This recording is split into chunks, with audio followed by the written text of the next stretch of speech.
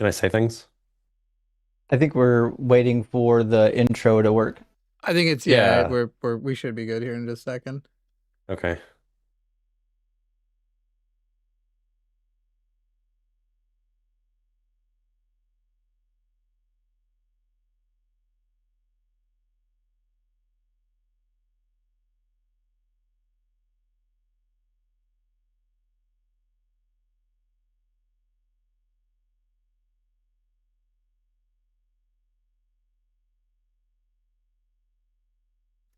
You're live in 3, 2, 1.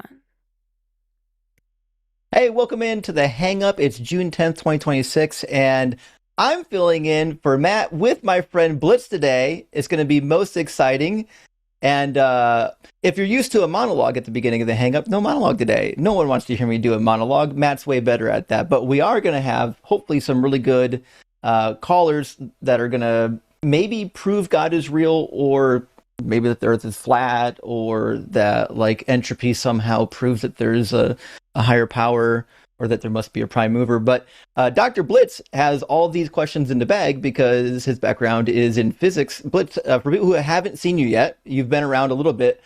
Tell us about your background, your channel, and what you do.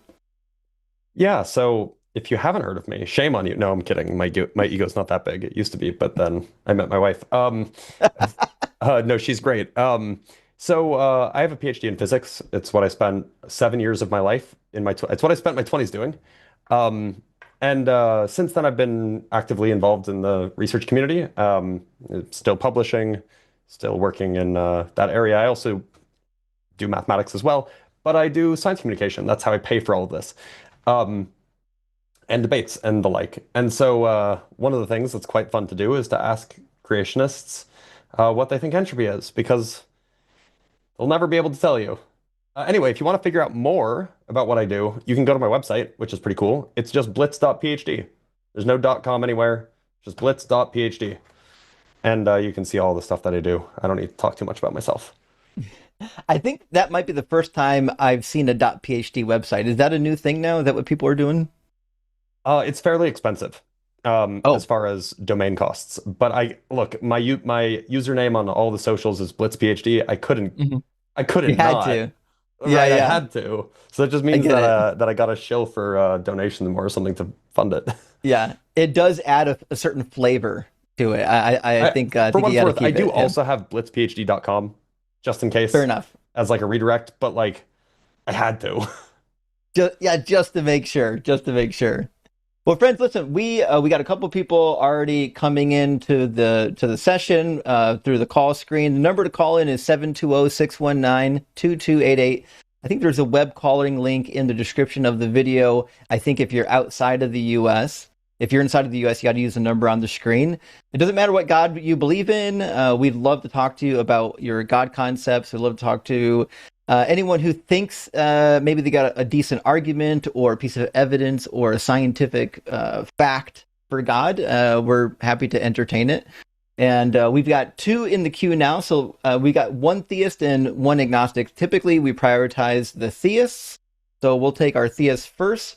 But we will take, obviously, agnostics and atheists. We just have to prioritize the debates. But our first call is Bennett, who's a theist. And I believe Bennett is calling from Idaho and saying Christianity is a better explanation for empathy and compassion than evolution. And I guess we'll have to get into that. So, Bennett, you're on the Hang Up with Justin and Blitz. How you doing? Hello, can you hear me? Yep. Oh, awesome. Thank you. This is my first time calling into a show before, so thank you. Sure thing, yeah. I believe that Christianity is a better explanation for humans having empathy and compassion because evolution favors survival of the fittest and survival and reproduction. And even though sometimes empathy and compassion can certainly help a group or a species survive, there are plenty of situations in which that might run counter to our survival instincts. Sure. So I think we've kind of got two paths to go down. One is like whether or not empathy is better explained by the Bible, or if it's explainable at all in Christianity. And then the other is whether or not evolution can account for it. I think the point you want to start with is probably evolution. Is there, can you flesh out like why evolution isn't like a vehicle that can get you to empathy, especially in social creatures? Like human beings are a little bit different than, say, other animals. Like we're different than lions, we're at the top of the food chain and we're social. So as far as I can tell, empathy is a mechanism that helps us to survive as a social species. I would see that as very valuable. It causes us to take care of our young. It causes us to take care of the weaker in the pack and to protect each other. So as far as I can tell, it's a good thing. If there's a reason why it would be a bad thing and it would prohibit our survival, I'd love to hear it. Well, yeah, as you mentioned, empathy leads us to take care of the weaker ones amongst either our human species or the tribe.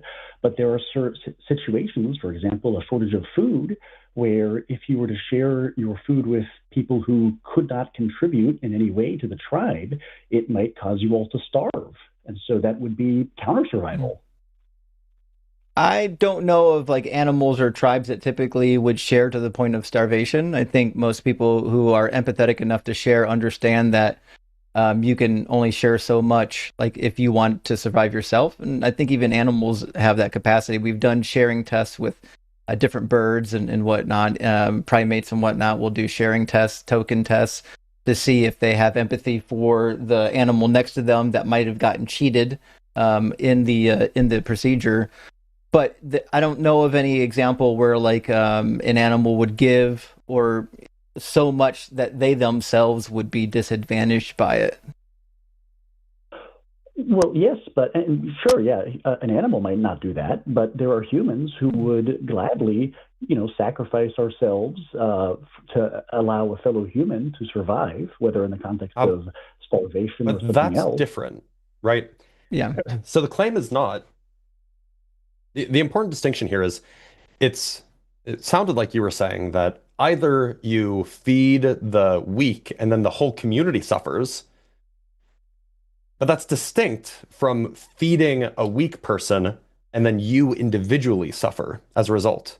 So when we're talking about social species, as far as evolution is concerned, really the evolutionary unit is not the individual. It is the small community, the tribe, the family group, the neighborhood, if you will. And so if there are actions that will promote the survival of that smallest group, which is the community or the tribe or whatever, that will be selected for, even if it's detrimental to the individual. Oh, okay, interesting. But wouldn't that lead our society then to prioritize the well-being of the whole society at the expense of certain individuals' rights? The concept of rights is not really an evolutionary concept. The concept of rights is not really even a Christian concept.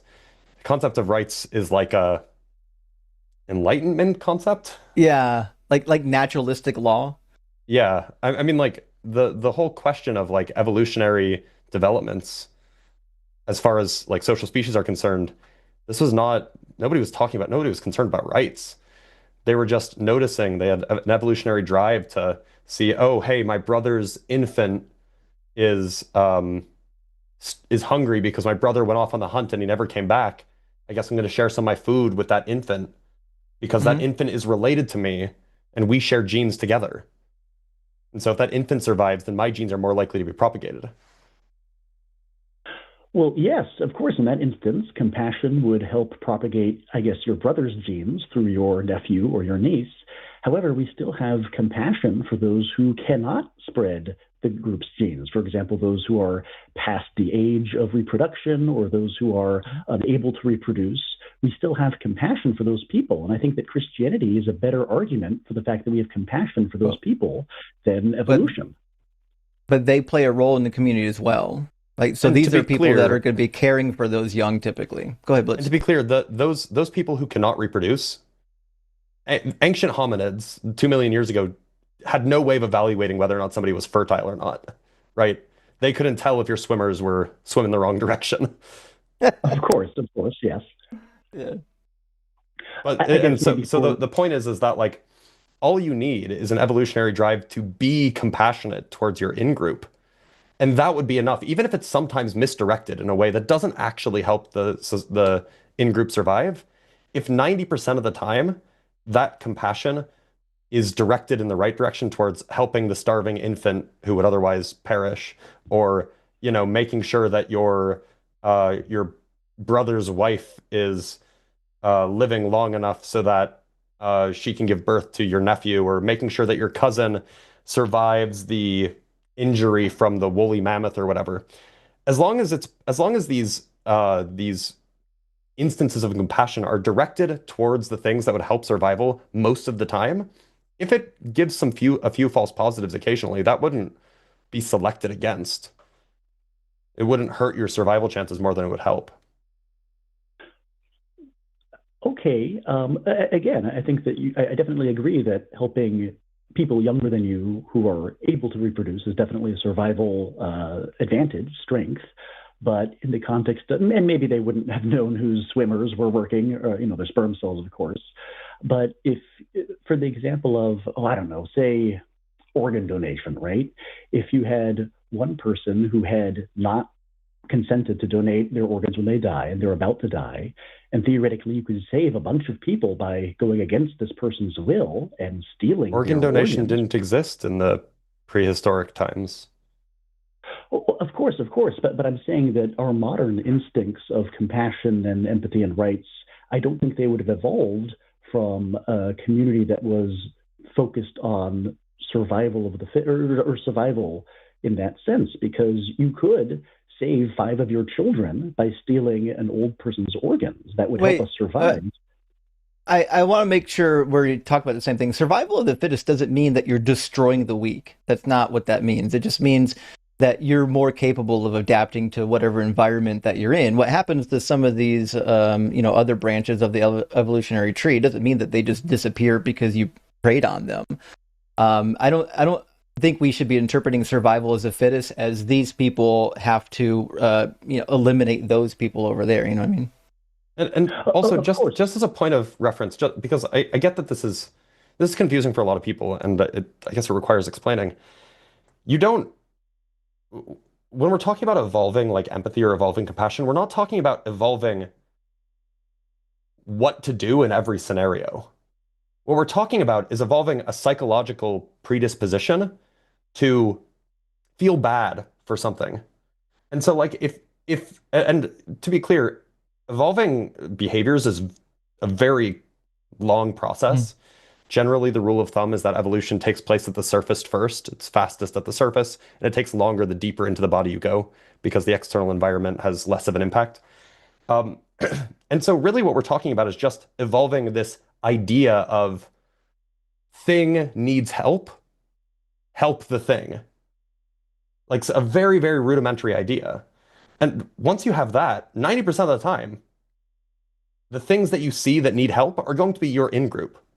And that'll be enough. And so if you just evolve that very, very simple psychological mechanism, then when it turns out that we develop this technology of organ transplantation, we develop, the notions of rights that come from the Enlightenment era, when we develop these complex moral and legal codes, all of those things might stem from this instinct we have to help those things that need help. But that doesn't mean that the things that we do today were evolved. It just means that they come from this kind of more primal, more fundamental, foundational concept of we have an urge to help things that need help. Of course, and I agree. As a Christian, I believe we should help people who need help. But if we could go back to that specific example, if I had to choose between helping, and say they were my children, they had my genes, at the expense of, and I understand that survival of the fittest does not mean preying on the weak, of course. But if I had the opportunity to steal someone's organs and they were already past the age of reproduction, and I could benefit 5 other people by giving them those stolen organs, surely the idea of surviving and propagating my genes would lead me to want to steal those organs, and yet it does not. Your psychology doesn't know, or your drive to propagate your genes doesn't know about organ transplantation.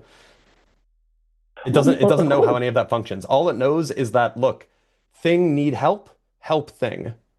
That's what your, it's not your lizard brain. That's what your primate brain knows, right?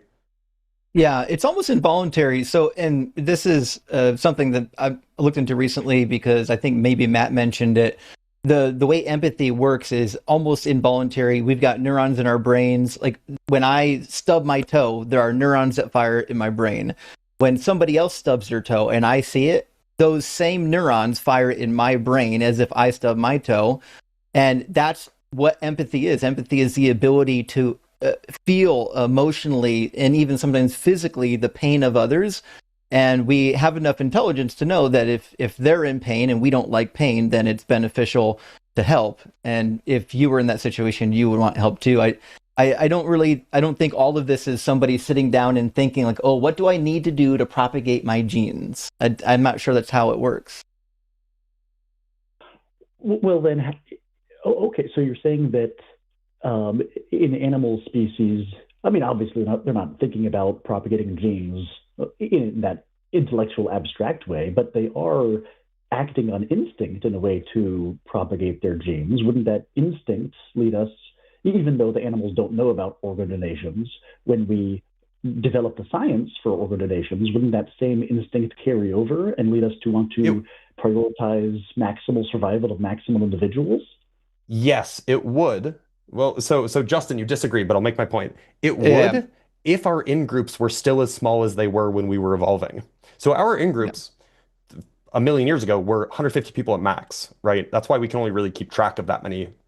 Like, if you think about like the number of people whose names you know, like your friends, your acquaintances, your family members, it'll cap out at like 150-ish.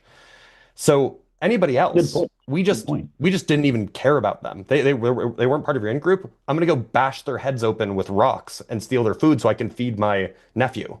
That was absolutely a thing that happened. The thing is because our world has gotten so much more connected nowadays, and we recognize the humanity of each other more now than we did before because now we have ways of communicating. Like you're in Idaho right now, I'm in Arizona. We're communicating across hundreds of miles, right? So our in-groups have shrunk or have expanded considerably.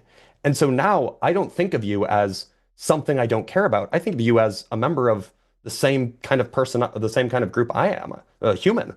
And so because our in-groups have gotten bigger, that's hijacked our empathetic responses. And so the way that we think about treating other people is a lot kinder now, even if they're very distantly related to us, than it would have been a million years ago. And that's just because the world's gotten smaller, not because we've gotten more empathetic. But to be clear, if you had told a person, your average person in 1820s Alabama, that their dying child could be saved if only they cut out the liver of a black man and fed it to their child, you could bet your ass they'd do it. Because they didn't think of black people as part of their in-group. Most of them, not all of them. So I do understand how our in-group has expanded to all of humanity, and maybe that would, of course, that would want us to, or lead us to have compassion for other people. But I still think that the Christian explanation is a better overall explanation for us having empathy, because God wrote his commands on every human heart. Okay, so it sounds like what you're saying now is you accept that evolution can at least account for why we have empathy. You just think that Christianity does a better job accounting for it. So, Justin, I guess it's your turn. Yeah, I don't think Christianity does, because like humans can't agree on what those laws are, right? So if God wrote the laws on our hearts, we should have some general agreement on what those laws are. And the reality is we don't. For example, and even the people who wrote our Bible couldn't agree on some of these laws. Is it okay to sell your daughter as a concubine? Yeah, the Bible seems to be okay with it. Do you think modern Christians are okay with that? No. Is it okay to own a slave, sell your children as slaves, buy a slave, capture slaves from the nations that you go to war with? These are things that modern people would say, no, this is actually not okay. But in the Bible, it certainly would be okay, right? And that's okay if you have people in the Bronze Age making these laws, right? The problem with the Bible is that God is timeless, and he said that his laws are perfect and eternal, and they'll be going on forever. And so that tells me that the God of the Bible, we left those morals behind. We're way more empathetic than this Bible teaches people to be. And I understand that Jesus came along later and tried to kind of change the tone, but I don't think it actually fixes anything because he still advocates for some horrific things. Okay, yeah, you brought up some examples, I think in possibly Deuteronomy 20 or Deuteronomy 22. And yes, it's true that the Old Covenant commanded things which we would consider to be barbaric nowadays, but I believe the reason we consider those to be barbaric is because of the influence that Christianity's had on our society and our morals. But Christianity made the barbaric laws. The God of the Bible made the laws, right? So Christianity isn't responsible for making them less barbaric. Jesus says to follow the laws that his dad gave. Technically, he gave them, but also his dad gave them because the Trinity is weird. Well, yes, Jesus is the son of Yahweh or Jehovah in the Old Testament. And yeah, Yahweh commanded things which we find disagreeable nowadays, but Jesus freed us from under the law, so we no longer have to obey those verses in Deuteronomy 20 that you mentioned about concubines and, fighting other nations. Well, I think there's two issues there. And one is that the New Testament has multiple authors. Two of them vehemently disagree on whether or not this law has been abolished. So Jesus actually agrees with the Old Testament. He agrees with Yahweh that the law has not been abolished and that it's going to be in effect and that you need to follow it. Now, Jesus doesn't, only on one occasion does he seem to make it a salvation issue, but typically he doesn't seem to make following the law a salvation issue. It's more about a sanctification type of issue. He says you'll be least in the kingdom of heaven if you don't follow the laws and you teach others to not follow the laws. He said you'll be great in the kingdom of heaven if you follow them and teach others to follow them. So this tells me that Jesus agrees with his dad on these barbaric laws, which is why in Matthew 15 and Mark 7, he advocates for stoning children that curse their mother and father. People after Jesus, Romans, Greeks, when they were converting to religion, they said, we don't like these laws. We certainly don't like circumcision. We got to do something about this. And they got rid of the laws. This has nothing to do with Jesus. These laws disappearing have to do with people who came after Jesus died. You mentioned a verse about Jesus commanding children to be stoned. What was the citation for that verse? Matthew 15, you can start in verse 1. And he's criticizing the Pharisees for not following the law of Moses explicitly because they're following the oral tradition. So you probably know the oral tradition, also called tradition of the elders in the book of Matthew, was partially documented in the Talmud. It's a law code that was supposedly passed down orally, and Jesus doesn't like it. He goes to battle against the oral tradition quite a bit, and Matthew 15 is one of those occasions.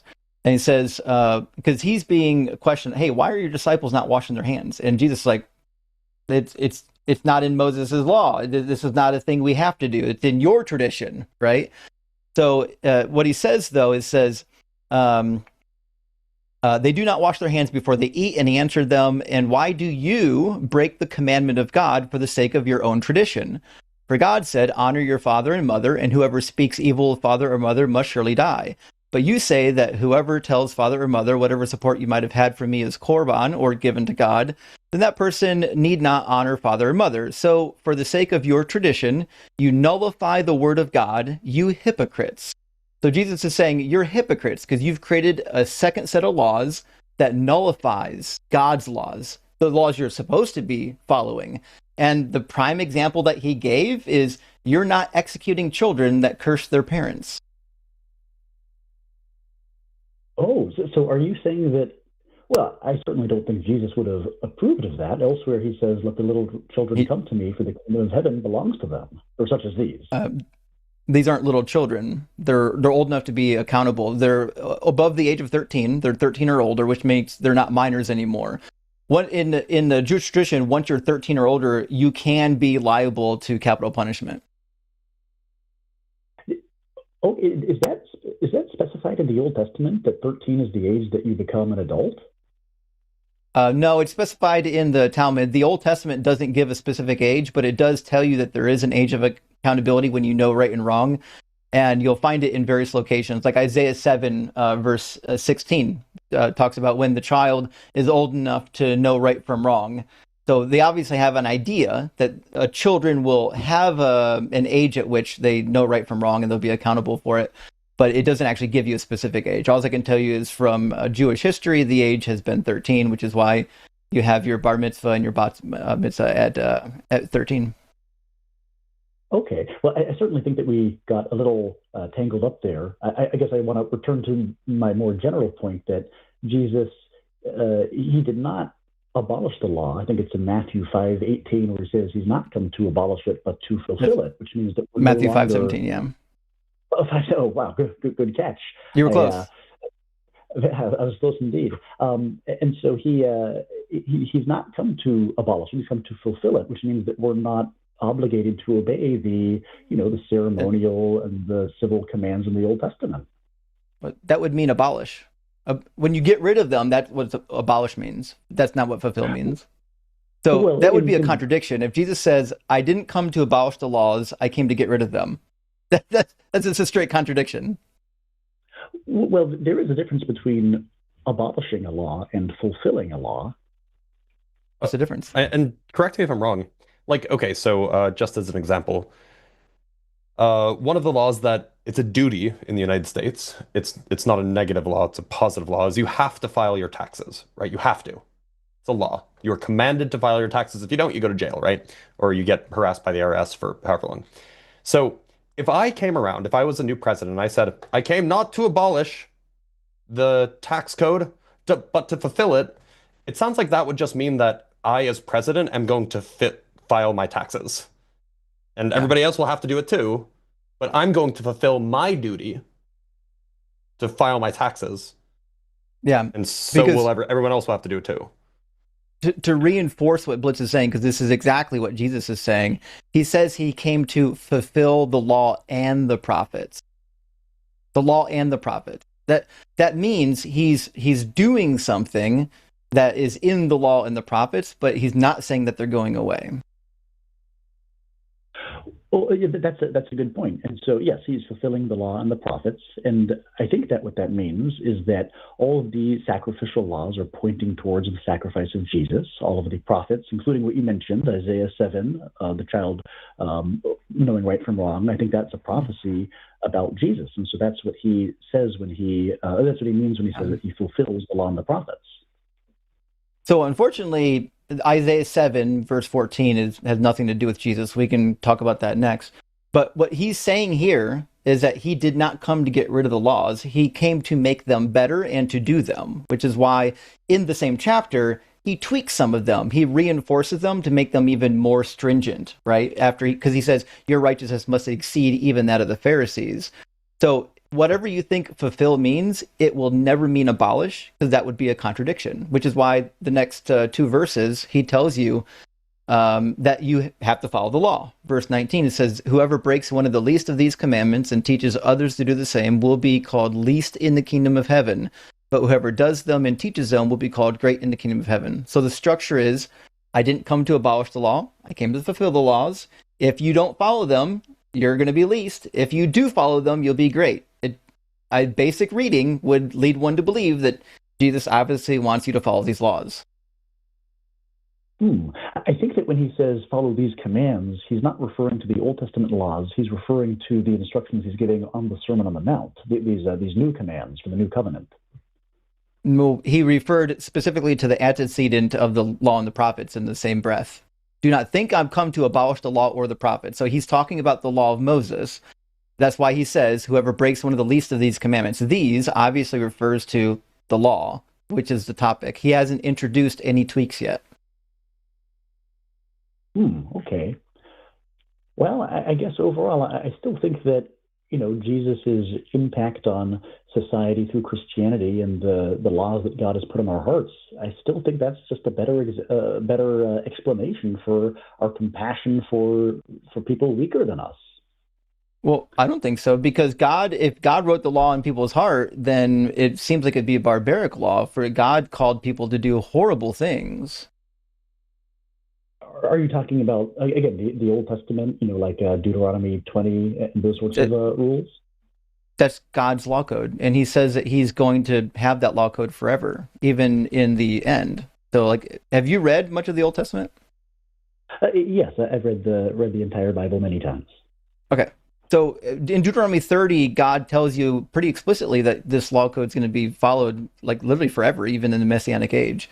So, for example, verse 6, he says, the Lord your God will circumcise your heart and the heart of your descendants so that you will love the Lord your God with all your heart, with all your soul, in order that you may live. Now, according to the New Testament, when is the period where God circumcises the hearts of the people? I don't want my heart circumcised. I didn't even want my other thing circumcised. Yeah, I think that circumcision of the heart is, it has to be a metaphorical phrase. It can't literally, they didn't have the technology to do that back then. Sure, yeah. Blitz is making a funny. But so you were saying that in Deuteronomy 30, there's a verse when it said that the Torah would last forever? Where is that? Well, there's a bunch of them, but I want to walk through verse by verse to show you what's happening. It's Deuteronomy 30, we start in verse 6, where he says that the Lord your God is going to circumcise the hearts of you and your descendants, right? Now, Paul says that the circumcision of the heart happens when you accept Jesus. This is the circumcision of the heart, right? So the circumcision of the heart has to be after Jesus died, or at least sometime in the future after Jesus died. It didn't happen prior to Jesus dying, or else it wouldn't have, believing in Jesus wouldn't be the circumcision of the heart. Can we agree on that? I think I see what you're saying. Where in the New Testament did Paul say that again? Was it Galatians or somewhere else? I want to say he mentioned it first in Romans. Let me find it real quick. Oh, perhaps Romans 2:29? I think that might be the one, yeah. Okay, yeah, I can read that. It says, or maybe back to 28. A man is not a Jew because he is one outwardly, nor is circumcision only outward and physical. No, a man is Jew because he is one inwardly, and circumcision is a matter of the heart by the Spirit, not the written code. Such man's praise does not come from men, but from God. Yeah, so I guess Paul is talking about spiritual renewal and comparing that with the physical operation that was prescribed in the Old Testament for the Old Covenant. You nailed it, right? So Paul says circumcision of the heart is this thing that happens when your heart is renewed through the accepting of Jesus Christ and the sacrifice. You think of like Romans 10:9 and 10, if you believe that Jesus died for your sins and rose from the dead, and confess with your mouth, so on and so forth, right? The regeneration of the heart through Jesus is basically what Paul is considering the circumcision of the heart, and what most Christians would say as well. Can we agree on that? Oh, yes, I believe that's what the circumcision of the heart is. Yeah, and then you want to tie that back to Deuteronomy 36? Yeah, because that's what it says, right? God will circumcise your heart and the heart of your descendants. We would understand that to be at least at some point in the Messianic age, not prior to it, right? Well, of course, I think that's even more proof that Christianity is true, because Deuteronomy 30, verse 6 foreshadows the work of Jesus and the Romans letter by Paul. Well, that's what I'm saying, because if you keep reading the passage in verse 8, he says, then you shall again obey the Lord, observing all of his commandments that I'm commanding you today. So Moses is saying in Deuteronomy that when God does this, when God circumcises the hearts of the people, you're going to obey all of these commandments. And those I guess I had not made that connection between follow all the. Well, Christians we are not obligated by the commands of the Old Covenant. Of course, Jesus, Jesus freed us from that obligation when he died on the cross and fulfilled all of the sacrificial law. Not according to God. Didn't we according just to have Paul, that conversation? Maybe. Mm-hmm. Yeah, Paul said that. Ephesians chapter 2, verse 14 and 15, Galatians 3, 23 to 26. Paul says it quite a few times, but Paul disagrees with Yahweh and Jesus. Notably, lots of Christians seem to take Paul's word instead of Jesus's. It's pretty wild. Maybe we should call it Paulianity. Yeah, Paulianity, yeah. Well, Paul talks about how we are no longer obligated to fulfill the law because of Jesus' work on the cross. Right, but my point is Paul is contradicting Jesus' own words and Yahweh's own words, right? So if the Bible has some sort of consistency, you have to start with the Old Testament. That's the basis for anything. Like, you only know about this God because the Old Testament came first, or the Hebrew Bible. So the reality is, everything in the Messianic age has to somehow match what the Hebrew Bible says, or else you're not in the Messianic age.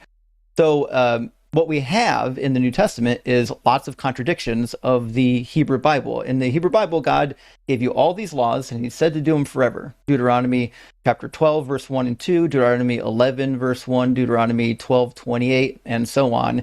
He says that you're going to follow these laws forever, perpetual. There's perpetual statutes for you. Even the Day of Atonement, Leviticus 16, he says, do it on this particular day in this particular month every year. This is a perpetual statute for you throughout all of your generations.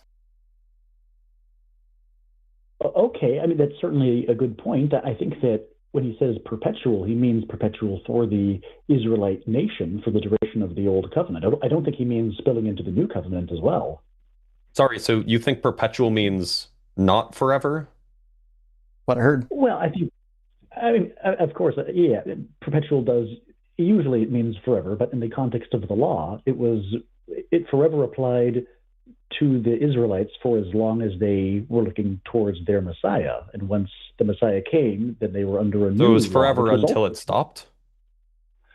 I mean, I understand that you're making me look silly here, but it's for the duration. You're of doing the it yourself. Like, I mean, you're saying, like, you're trying to say that it's perpetual, except it stops at some point. Make it make sense. I think maybe the perpetual aspect of the Old Testament law is the fact that when Jesus comes and he fulfills the law, Jesus is also perpetual. And so that's where the perpetuality comes is in Jesus' reign, not the literal following of the Old Testament law itself.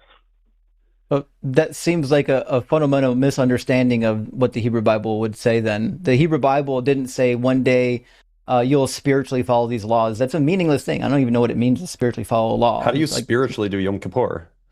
Yeah. Like it's already a spiritual thing.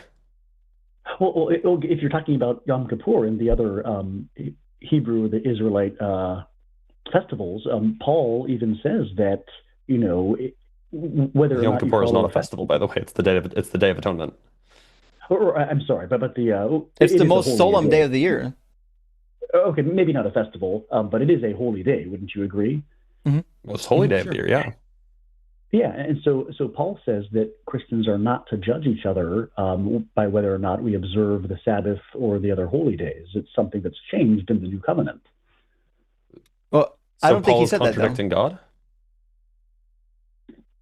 That was, I believe it's Paul's letter to the Colossians. He says, "Do not let anyone judge you with regard to a Sabbath." Paul said that.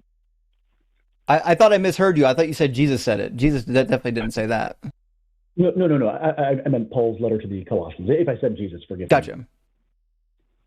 I could have misheard you. I don't know if you said Jesus or Paul, but I thought you said Jesus. That's why I said that. Okay, yeah. Look, yeah, if by Christianity you just mean what Paul says, then sure, perhaps we're in agreement that, like, you don't have to follow the old law. But then you're just not really doing the whole Christianity thing right. Yeah.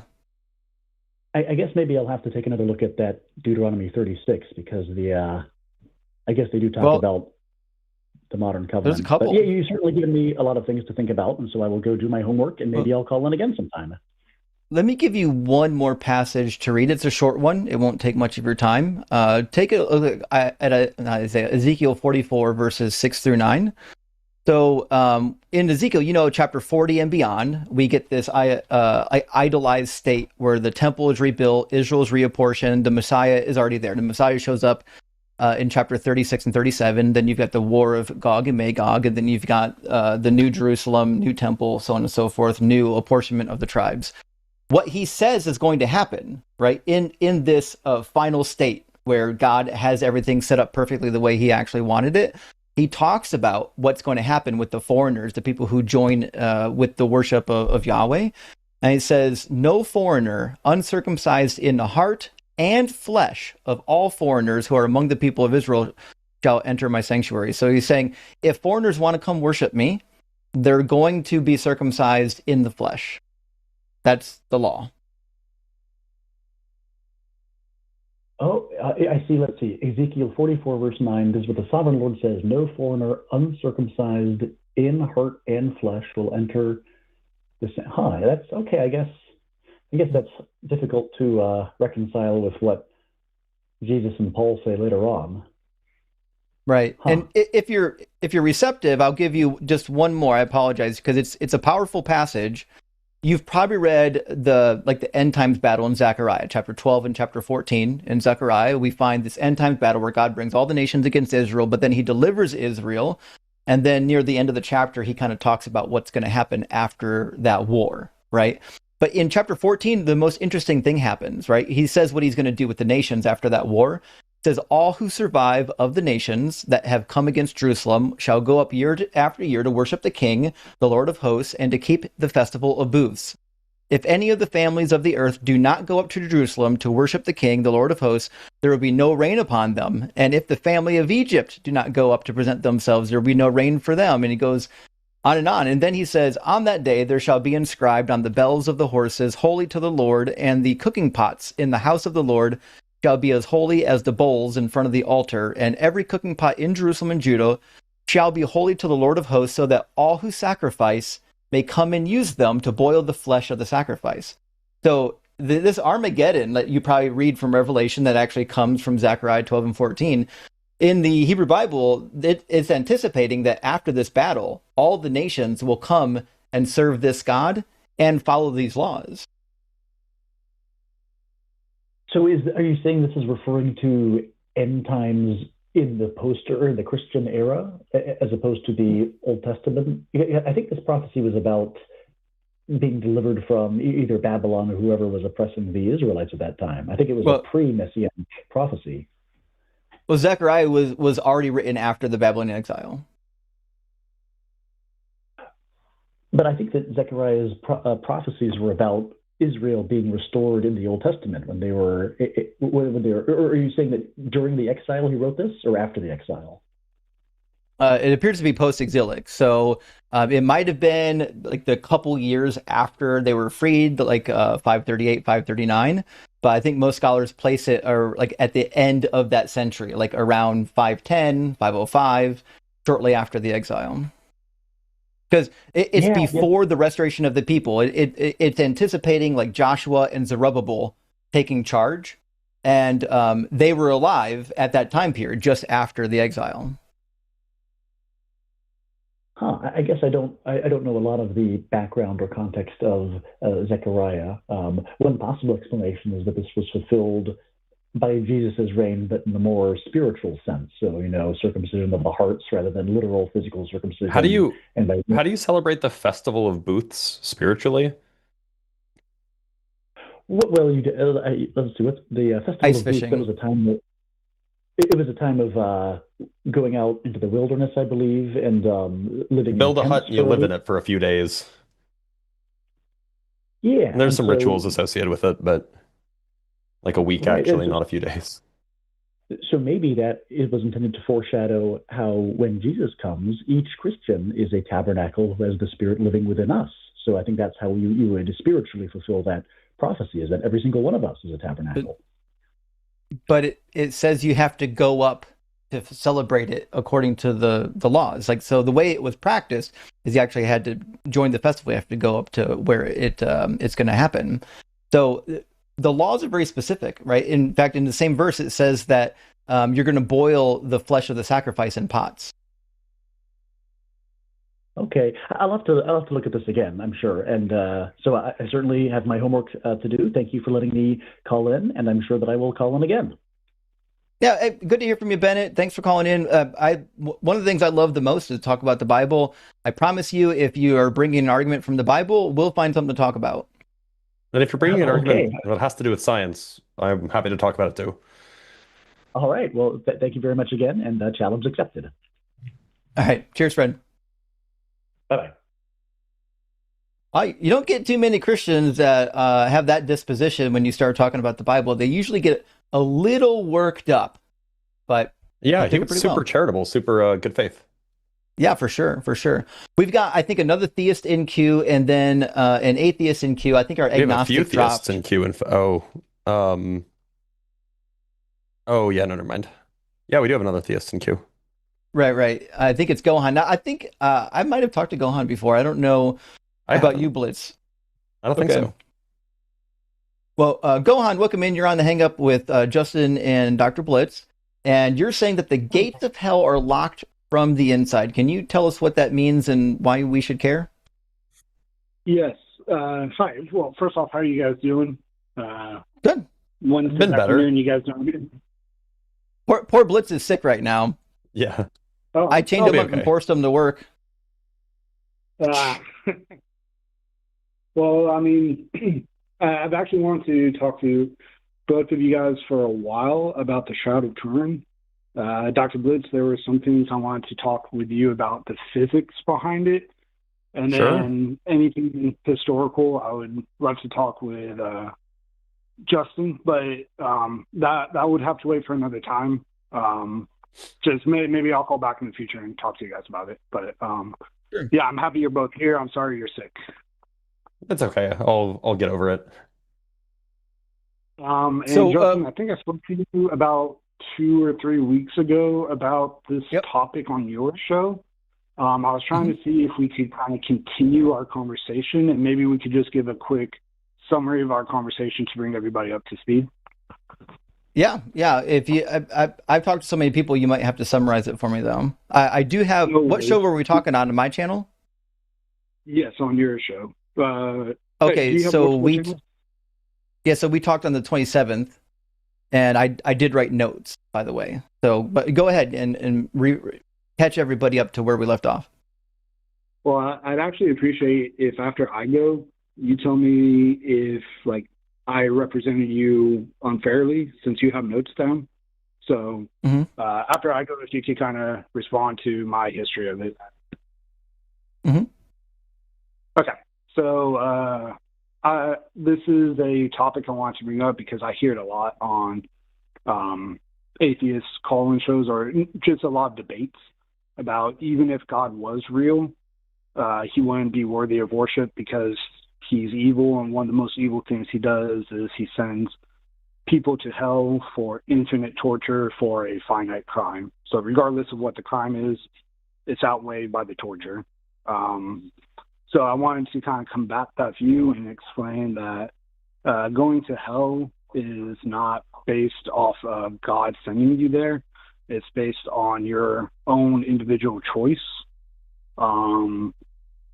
And then me and Justin kind of went back and forth on that, whether it's like this is just a small fringe view that like C.S. Lewis had, but really wasn't carried well throughout anywhere else. Me being a Catholic, I was saying that it's in the catechism. And Justin kind of showed me some citations in the catechism that might disagree with that. I found some after the call that kind of agrees to show that heaven and hell is based off a choice to be in a personal relationship with God or not. Yeah, Did I, we agree. Okay, But so that's the problem, though, right? I don't know if we got to that part, but that's the problem with hell. And then my phone was dying, and I couldn't really even finish the call. So Okay. You brought up the fact that I think you said Catechism 1030. Yeah, you took notes. Am I right when you said 1030? It's hard to recall. It's hard to recall now. I didn't write down the actual passages that we're talking about, but it was around there. Okay. Yeah. So.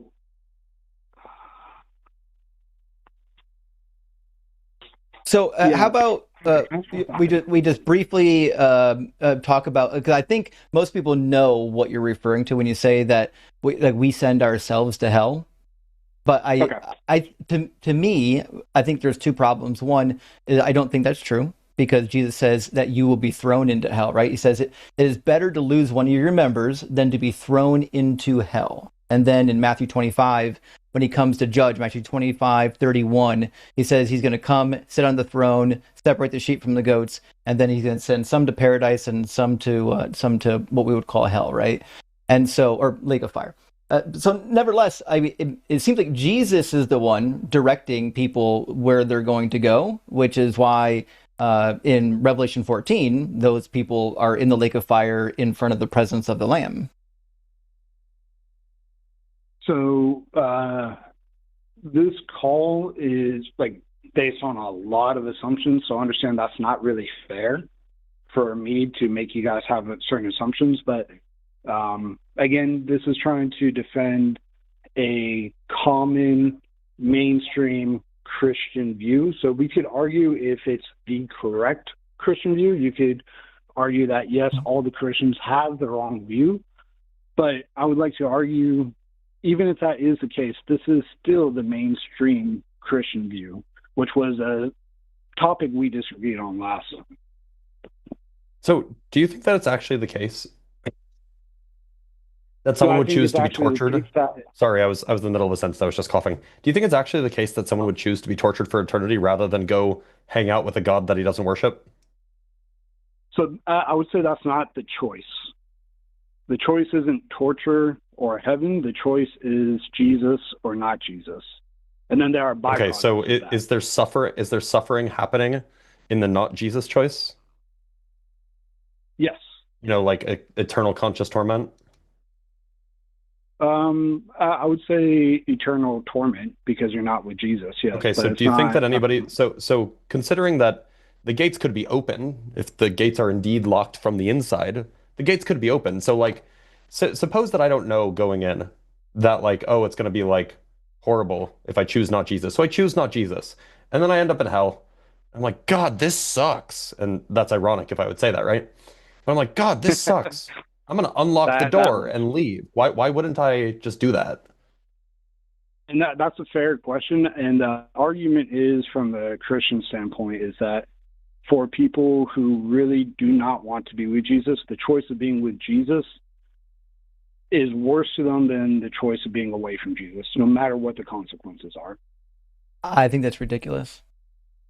I don't know a single person ever that would rather be tortured. Could you give me any examples of people that would feel this way? Like, have you met one? I've never met one. Me neither. One example I gave was, it's a fictional example, but I mean, I think that's okay since you guys think Christianity is fiction. It's all anyways. fictional. So I think it's fair if I go with the fictional example. But one example I gave was Smeagol and Gollum. So the choice for Smeagol, are we all familiar with Lord of the Rings background? I mean, some. Justin doesn't know anything about anything fun, so you probably need to inform him. I'm actually allergic to fun. Yeah, Justin, last time I talked to you, you said, I think you said those words, that you're allergic to fun. So I hope you find some route for that in the future. And, it's hard. I grew up... He needs allergy shots. Lord of the Rings. Yeah, it's something. But to your point, though, I suspect you're saying that there are some people you believe that would rather be tortured forever in hell than to be with God. And you know what? Maybe those people exist. I don't know. What I can say is that certainly isn't the majority of people. Not even the majority of atheists. The majority of atheists just simply don't believe in this God. Right.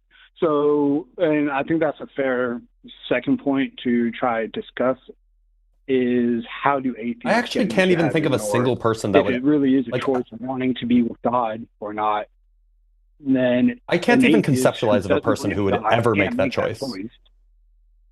So if I could give an example on that of somebody who would choose not to be with God than somebody who would choose... One is Smeagol and Gollum. The torture for Smeagol was becoming Gollum. But at the end of the day, he chose the ring regardless of the consequences. The choice was the ring or not. But that's a cartoon, my friend. Well, it's a book. Oh, it's a story. It's a fictional story. Yes, and you guys say this is fictional, so I think it's fair. Also, to be clear, it's not clear that it was torture being Smeagol. Or, sorry, that it was torture being Gollum. Yes. So the choice was not to clear. Torture himself. The choice was not to torture himself to become Gollum. The choice was to choose the ring. And the byproduct and the ring was what he wanted. In fact, he wanted the ring. So in fact, that was the most good option for him. It wasn't that he was choosing. It wasn't that he was choosing to suffer. He was choosing to be joyful. That's exactly my point. So when there, you're so this is not an facing a example of choice, somebody choosing to suffer. no, and that's not the example. That's not the choice. The choice isn't suffering or bliss. The choice The is choice is God or suffering, not. or perhaps suffering in a Mhm. different way. And But yeah, the of course choice is that's to the be choice. in relationship with God or not. There are byproducts to that, but the actual Yeah, and so choice is people to will be in make the choice relationship based on with the God or not. byproducts. No, Yeah, no, I mean, you never make. If I make a well, choice to be married to my wife, I don't make it based off the byproducts. Let's say she's a yeah, but billionaire. I don't Wait, make no, a but no, did choice hold on. based somebody? on the Of course you byproducts do. of being a billionaire. Hold on. This is No, I make a delusional. choice. This is the most delusional thing you've said. Look, if I married my wife because I thought it was going to be one way, and then it turns out that she was like a three-headed gorgon, and that was just a byproduct of marrying her, yeah, I would divorce her. Well, maybe not. Gorgons are cool, but like if she was also mean, then like I would divorce her, right? Like you would make the choice based off of the consequences. You would leave So the situation because the consequences were bad. maybe I'm joining Justin here, but maybe I need to be educated on fun. But I have no idea what a Gordian is. But Greek if we mythology. kind of continue, oh, okay. Well, thank you for that. If we go They're based ladies off, with snakes for heads, or with snakes for oh, hair. like Medusa, Medusa. Medusa was one of the three Gorgon sisters. Yeah. Gotcha. All right. Well, that's good information. Thank you. But so in the example of being married to your wife, the choice you're basing that off of who she is. You're not basing that off of the byproducts of like her being rich, her having a mansion, and you having Those a aren't byproducts. life inheritance. Those A are byproduct like would be a consequence of making a certain choice, right? So suppose I marry yeah. her, and as a consequence of marrying her, I have to go live with her. And suppose that she's like horribly messy, like disgustingly. She's not actually like this. My wife is lovely, by the way, but in the hypothetical, then I might be like, oh, maybe this was a bad choice. I'm actually going to change my mind and leave because I don't want to live in filth, right? Like that would be a totally normal thing for people to do, and that would be making a choice or changing your mind rather based on the consequences. But those are that's like a part of who she is, her personality. Again, hypothetical. She's messy. Yeah. That's a part of who she is. Yeah. And Being then rich the is not consequence a would part be of who having she to is. live in a messy environment. But can you see that the part of who she is not that she's rich? Her living in a mansion is not a part of who she is. I don't know. I don't understand the analogy. Let's stick with the messy thing. Look, so suppose that she doesn't come off as, suppose that I don't know that she's messy, right? In the same way that if after I die, I don't know that choosing not Jesus is going to lead to conscious torment, right? Then I marry her and I find out that she is messy. In the same way that then I die and I find out, oh, not choosing Jesus meant conscious torment. Well, then I would change my mind in both scenarios. Right, but then you would, so one scenario, her being messy, that's a part of who she is. Yeah, well, that was a part of the living in a messy environment is a consequence of marrying her. Yes, but being in a state of conscious torment is not That's a part of rejecting Jesus, right? No, it's a part of rejecting Jesus. Right. But that's So, not a part so that's the point. That's the point. So, It's so you're oh, sorry, look, you were saying you're that's the point. I'm sorry. I thought you said what's the point. Sorry. No, that's the point. The point is that Gotcha. in both cases, you're changing your mind based off of the consequences of some earlier decision. That's normal. People do that all the time.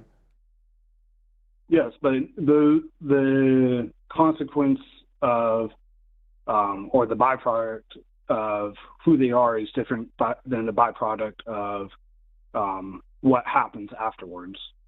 What are you talking about? So okay, we can make this more in line. We can make this more in line if you want. Suppose that I am married, and suppose that I, on a whim, decide to get up and leave my wife, right? And then I find out after leaving my wife that my whole life just falls to shit, which is what would happen, by the way, and I'll never leave her because she's amazing. My whole life just falls apart, right? That would be a consequence, and then I would go back to her and beg for her to take me back, because turns out the consequences of leaving her were awful.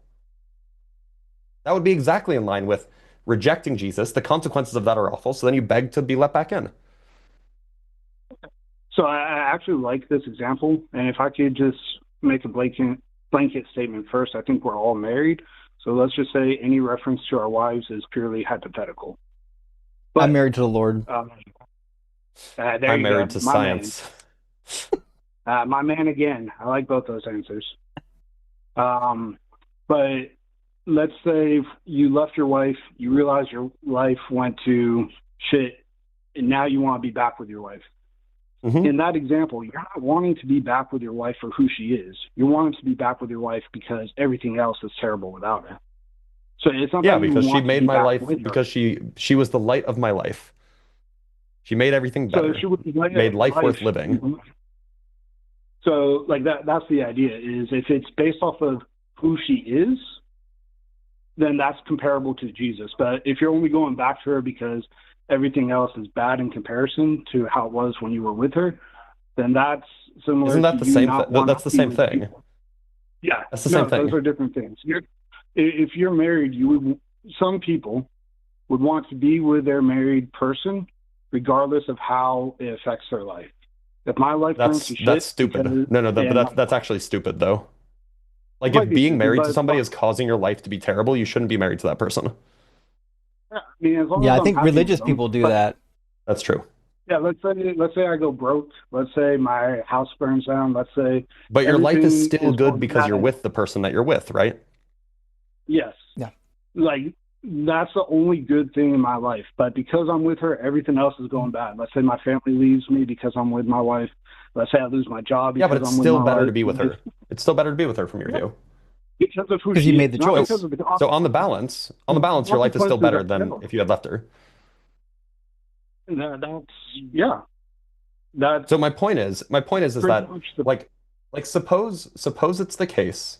Like, I don't think that there's a single person on earth who they die, they were an atheist, say.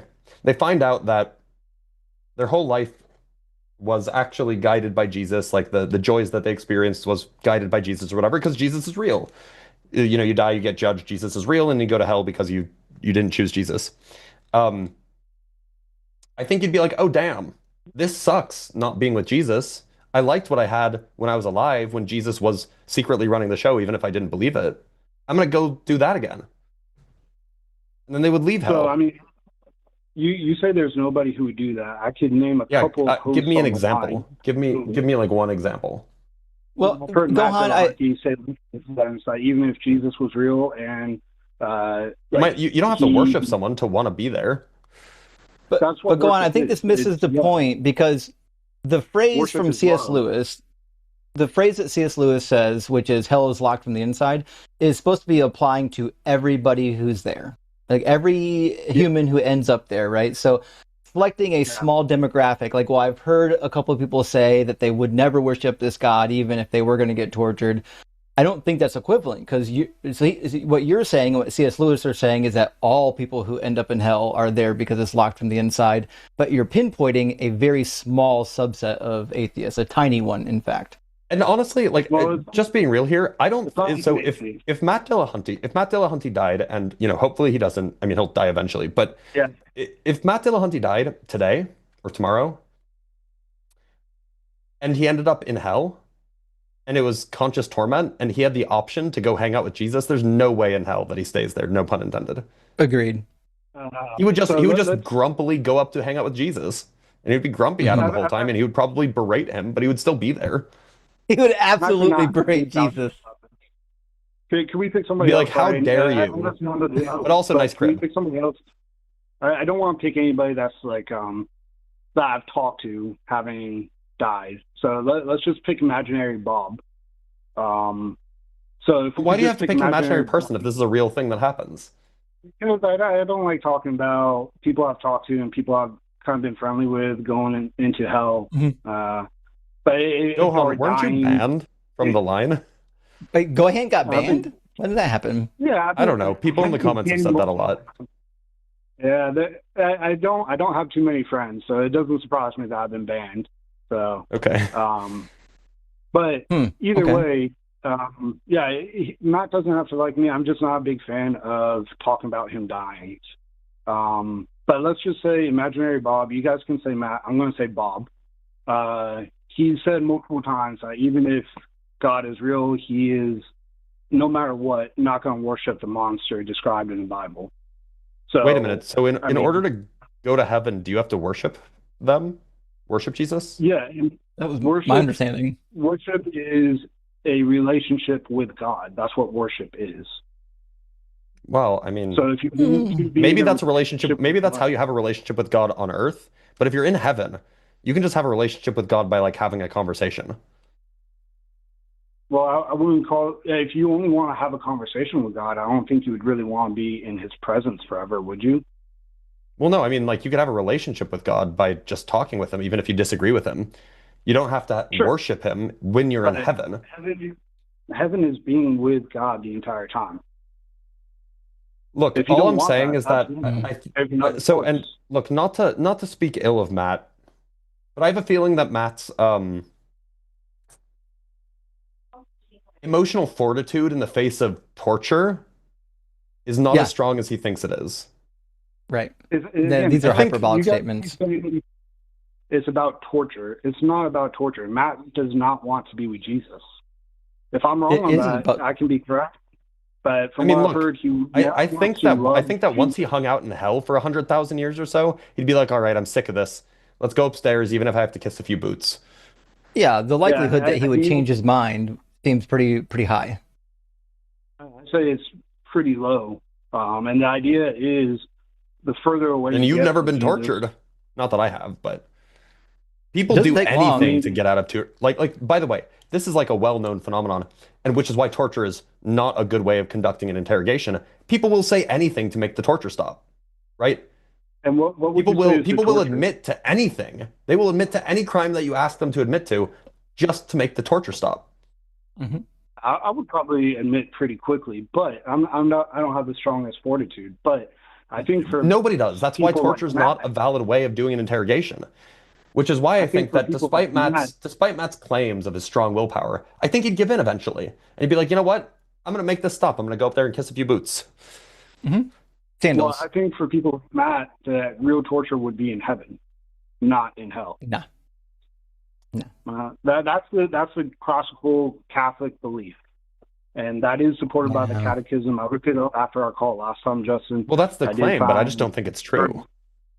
So again, you guys can say that the Christians have the biblical view of heaven and hell wrong, but this is the actual Catholic claim. So you Well, could say the no, Catholics are I wrong. understand that's the Catholic claim. What I'm saying is that I don't think that that's an accurate understanding of human psychology. Gotcha. So you're saying Like, I think it's that, just factually incorrect that anybody would choose to stay in hell.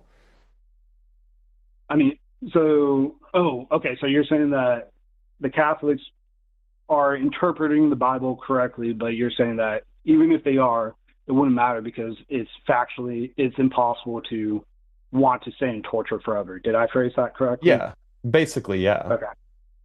So I would say which one is the torture for most people? For a lot of people, it might be being away from God. For a lot of people, it might be being with God. That's the choice. That's the torture or the paradise. Okay, so It's wait, not are you about telling me being that it would be more with God. pleasant to be in hell than it would be to hang out with God for Matt? That's the idea. The gates are hell locked from the inside. That's the very idea. Yes. Okay, so then then I mean, it just doesn't sound like hell if it's not the worst thing imaginable. No. So the hell does not have to be the worst thing imaginable. Hell is being away from God. Is And the byproduct of that- there Is there, like, flames there? Is there like Sorry? Is there like surf and turf in hell? I would I have no idea. I couldn't assume why not. Is there pegging in hell? Very There's probably You would imagine pegging in so. I mean, I bet there's lamb chops and burgers as high as you can see. I couldn't tell you, but either Well, way, Starting to then it sound just pretty appealing. I mean, like, it could be. look, And that's Hitler the was whole Hitler was like an avowed Lutheran, right? He'd probably be in heaven. Well, But yeah, like Gandhi Hitler and believed very Gandhi and Albert Einstein and you know basically every musician ever, probably in hell. So I don't know. You're actually the way you're describing it, it sounds like hell's actually a pretty rad place to be. If Contra's gonna be So off the hook. we could argue whether Like Hitler Ozzy would was be an there, atheist. right? We could argue whether Hitler was an atheist who believed in capital N nature as being the ultimate power and said that Christians are weak and disgusting. Or we Pretty could sure just that talk about Hitler made the atheists. SS have Gott mit uns Yeah, on was their he belt pretty buckles, good at right? propaganda? Was he pretty good at propaganda? He Well, was good at Goebbels propaganda, was. but he did also make sure that the Third Reich had their own church. Like religion did have a focus in the Third Reich. So let me. But- I'll talk about Hitler just for a little bit, but let me just say this: the fact that Well, so many I was just Christians about to ask, is it relevant? Is Regard- Hitler relevant to our conversation? Because or whether or not he was a Christian relevant? Because I think the point that Blitz is making is it's weird that somebody like Hitler could theoretically, if he believed, be in heaven, whereas people who just happen not believe, like Einstein, Anne Frank, so on and so forth, would end up in hell. Yeah, I think that's a very good question. There have been a lot of before in the past. If I could try to attack both of those points, one, if a bad person who's a Christian goes to heaven, or a good person who's an atheist goes to hell, I'm going to attack the atheist going to hell first.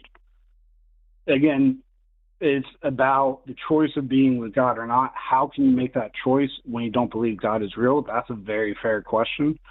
There's been a lot of popes in the past that have said atheists can get into hell.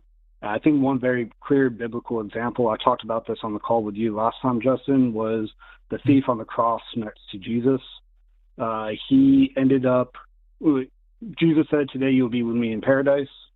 But how could that man have been a Christian who believes that Jesus is the risen Lord when Jesus hasn't even died yet, let alone be resurrected?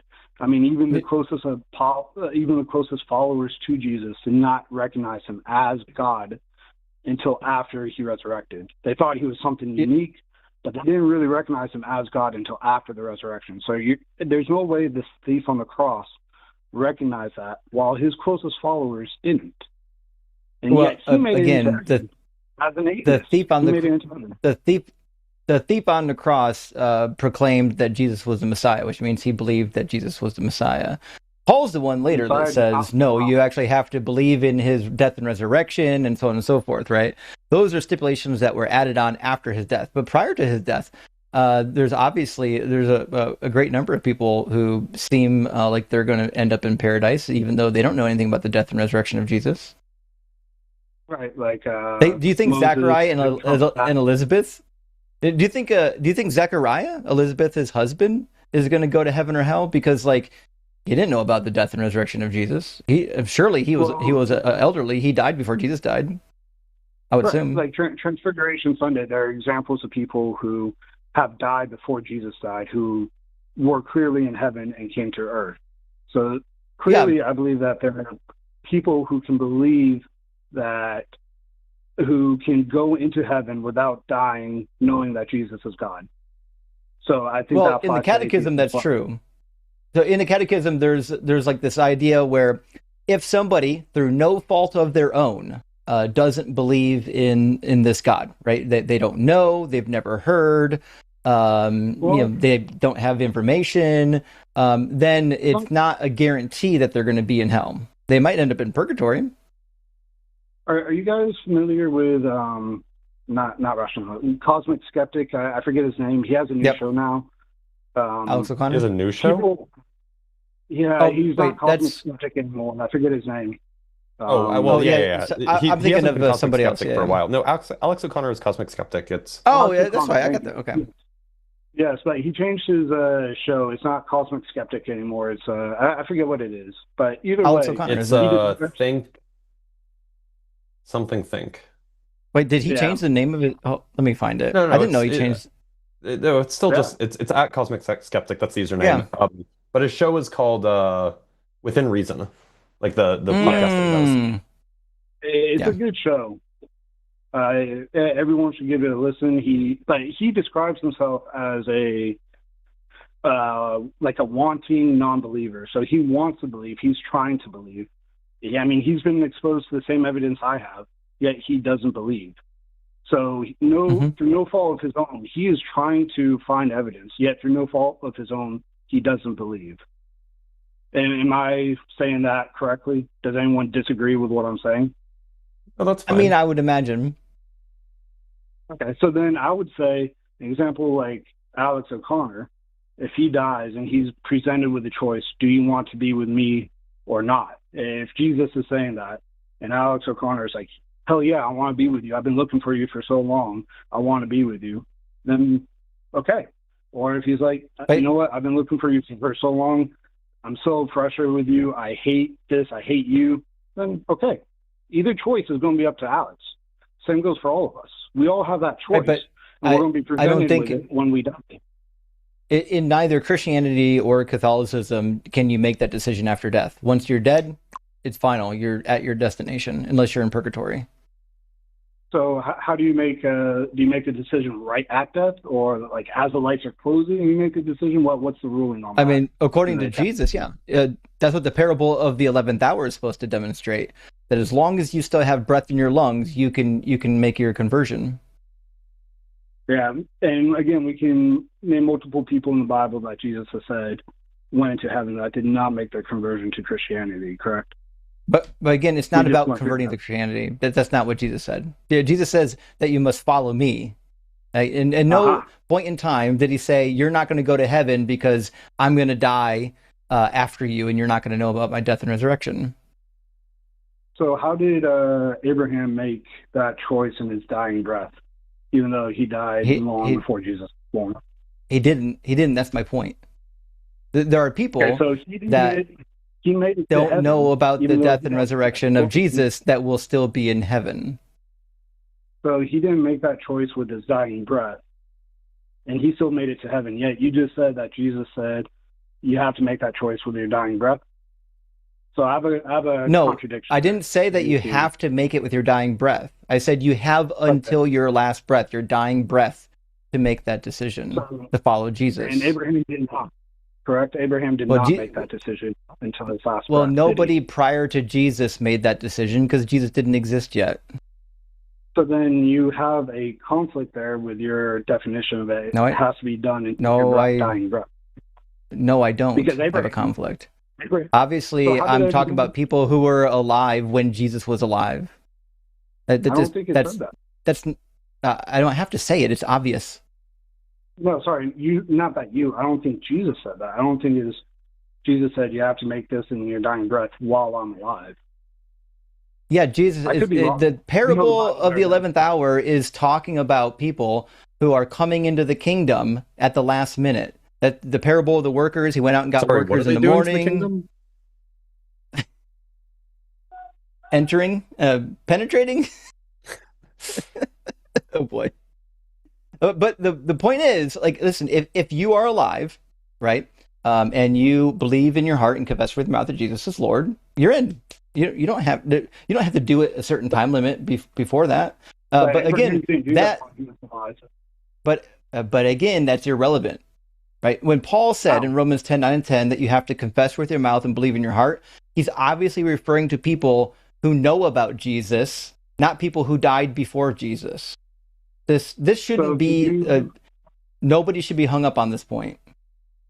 Can you pick a time for me that, like, a moment in time that somebody has to confess that Jesus is God before they die in order to have a relationship with him?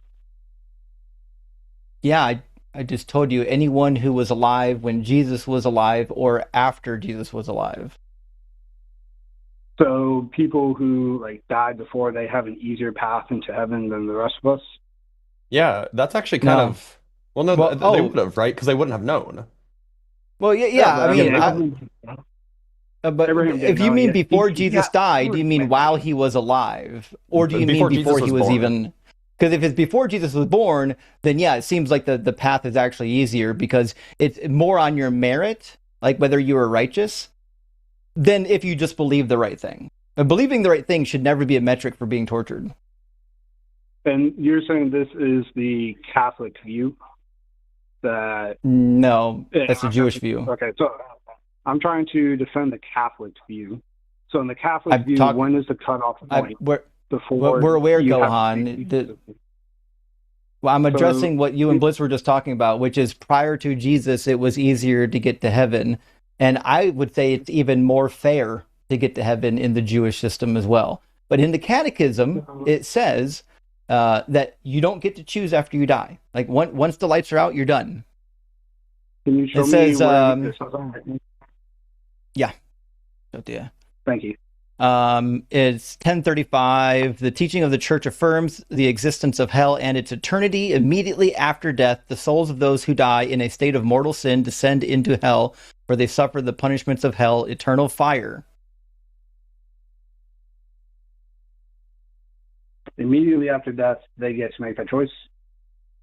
Nope, it says immediately after death. Immediately after death. Immediately after death, the souls of those who die in a state of mortal sin descend into hell. You are in a state of mortal sin if you don't have your sins forgiven by Jesus.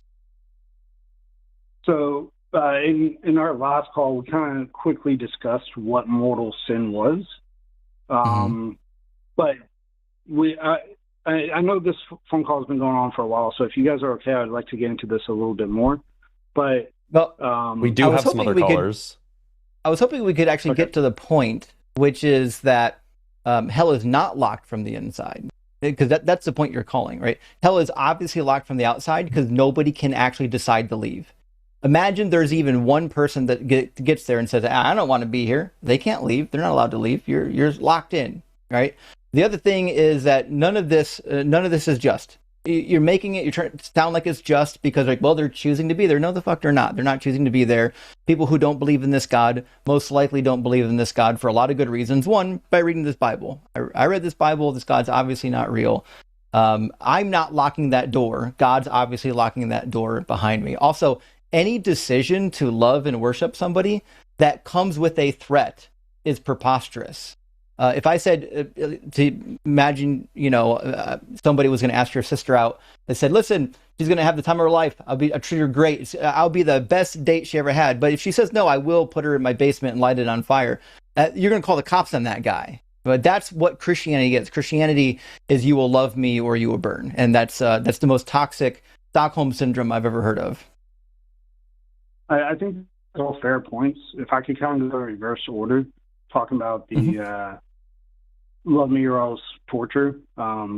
If I could give another example, since you gave one, I'm going to give another one. A parent with a child come to me or get hit by a car.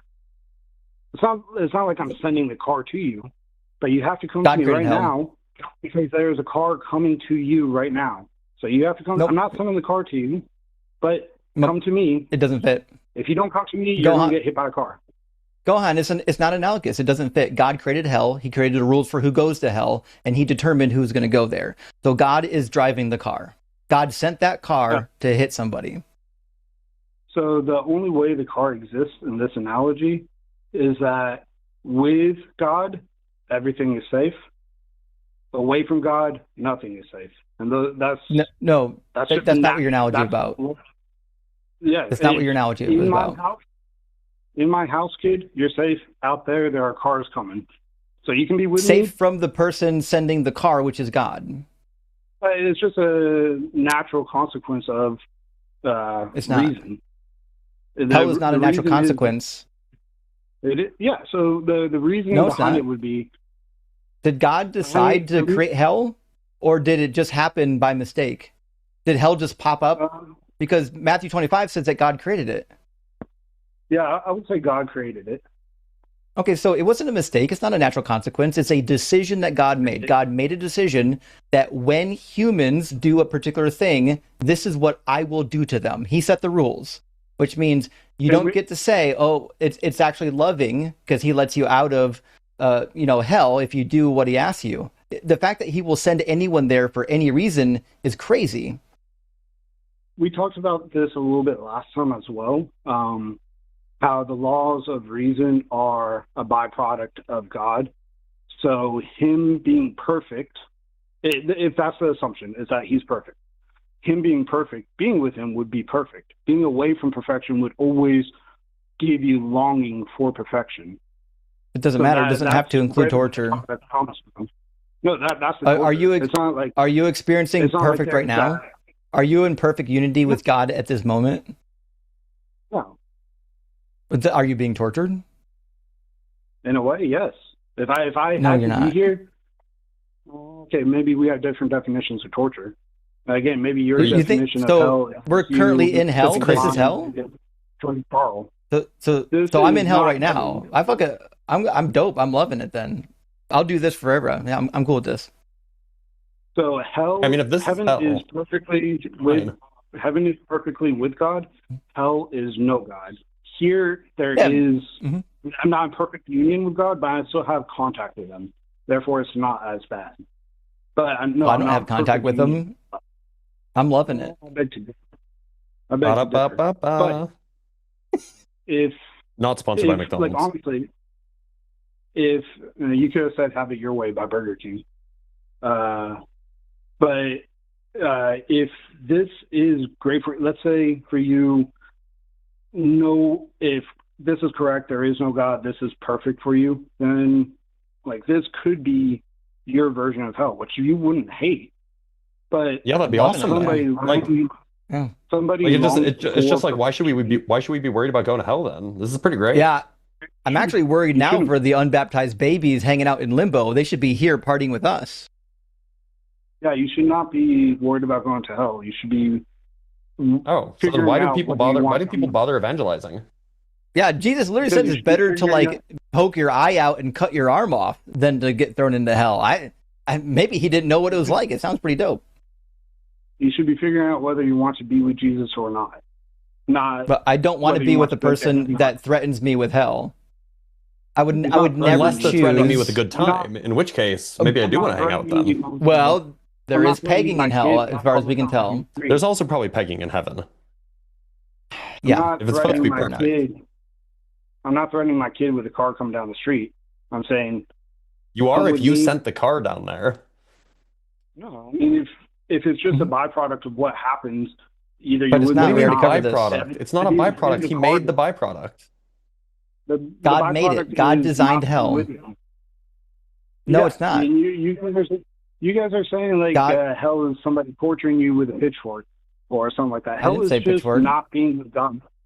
Hell is just not being with God. There's no. Okay, so then why should nobody anybody be worried about torturing going you there? except it's God. But- Why Because should anybody you're be not afraid of being hell? with God. Yeah, we No, can you we can shouldn't talk be about whether or afraid not. of it. You should want heaven. Buddy, we You shouldn't be afraid we of could hell. talk about Why is it called whether hellfire? Why is there fire involved? Same reason why Smeagol becomes old and decrepit. Why what? Same reason why Smeagol becomes old and decrepit. It's just a byproduct of his choice. So a byproduct. So hell is not. So hell is something to be afraid of because eventually you'll burn, and burning is scary. I mean, it depends. I have no idea what's going to happen, but I do know it's not perfect. I know you're going to be longing for perfection, which you will never find away from God. If it's just like this, I'm not going to be longing for anything. I'm chill. I'm good. And, I got and that, I think, honestly, I think that's the beauty of it is everybody gets to make their choice. You can be with God or you don't. And if it does But end it's up, going if to it be does end up with being the God. case that eventually it starts hurting because of the fire or something, then I can just choose to leave, right? It's not locked. We can just leave, right? It's not you choosing to leave. It's you choosing to be with God. And yes, I believe if you're like, Those are the same oh thing. man, I make the wrong choice. No, those are not the same thing. They're If you're literally like, the oh, I same really thing. wanna- if Okay, Blitz let's and I say, die and we you're end gonna- up in hell, which is basically this, and we're like, actually, we'd rather Honestly, be with maybe God. this is But hell. would God let us? Maybe this conversation is hell. I'm sorry it's going on for so long, but No, it's all right. It's all if I right. could give another example, and I don't know what time we got, but if I could give one more example, Well, that I think would. I'd love to hear your example, but I want to finish a point that came up, and it's really important, right? Which is hell was never a consequence, like a thing that happened by accident. We already covered this, and you keep going back to it. God explicitly created hell, right? He says, then he will say to those on his left hand, you who are accursed, depart from me into the eternal fire prepared for the devil and his angels. This is a place that God designed Like it didn't exist before God made it, and then he decided who was going to go there.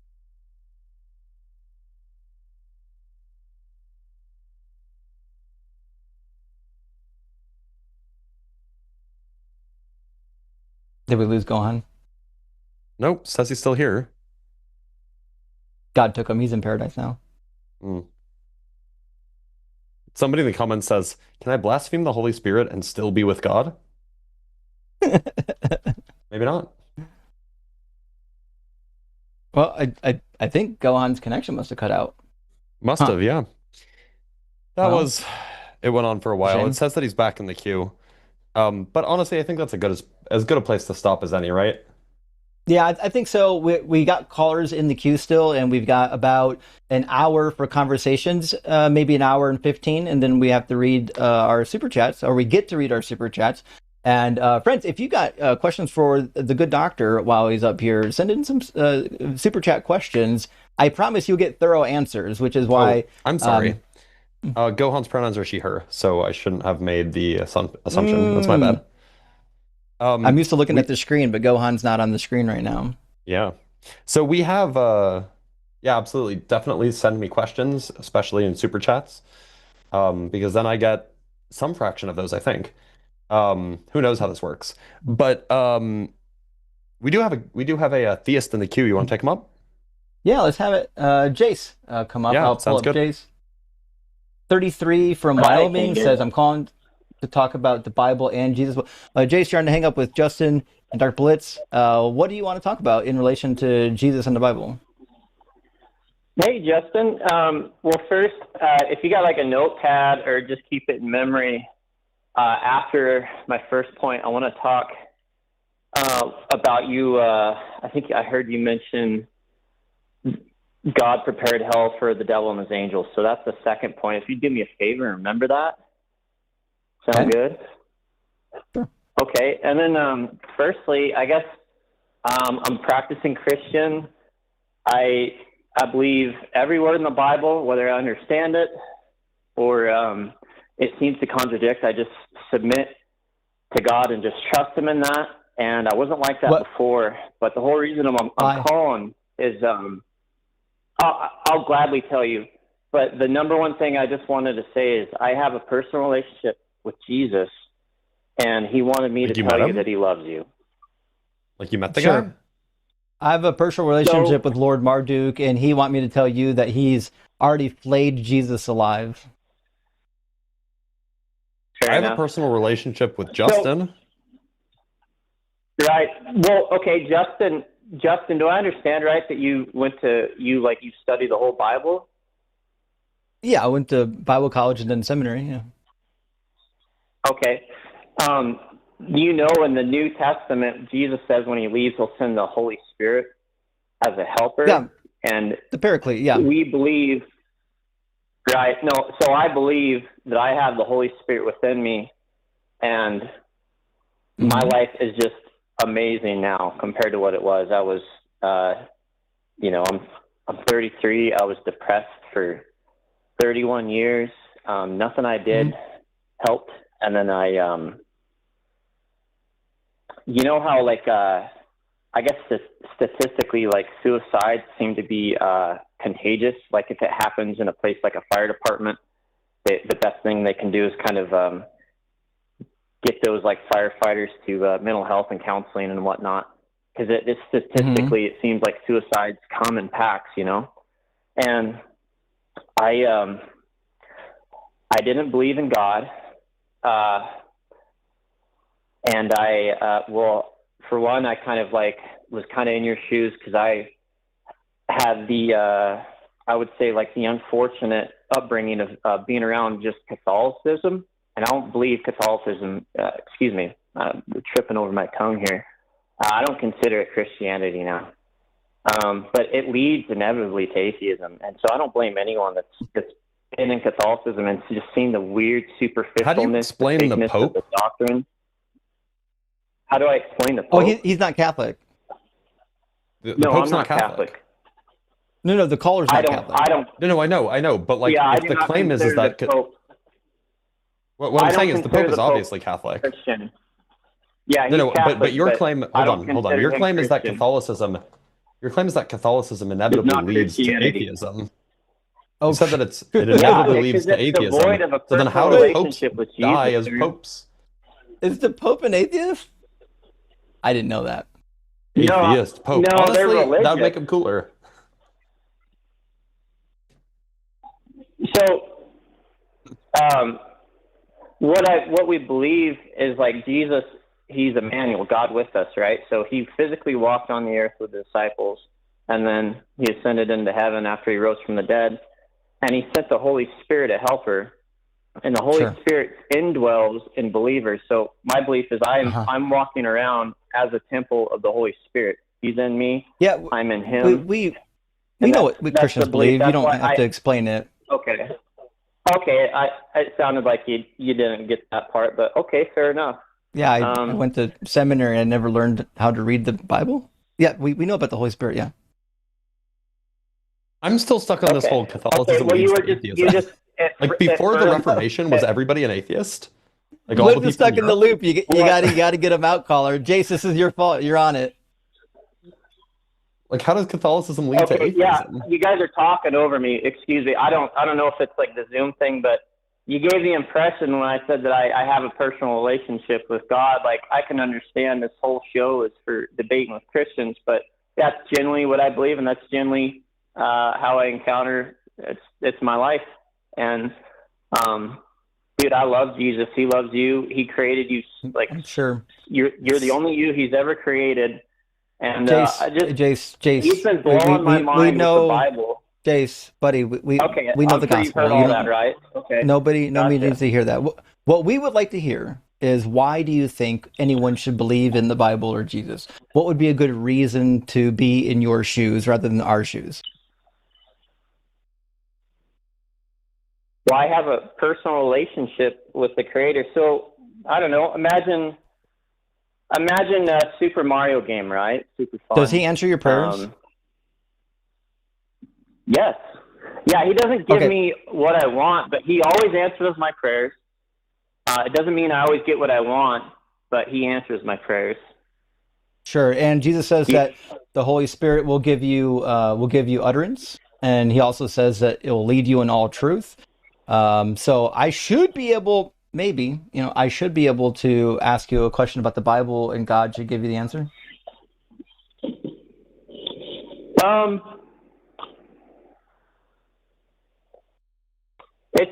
It's up to him. I could probably tell you things about the Bible that you've never heard.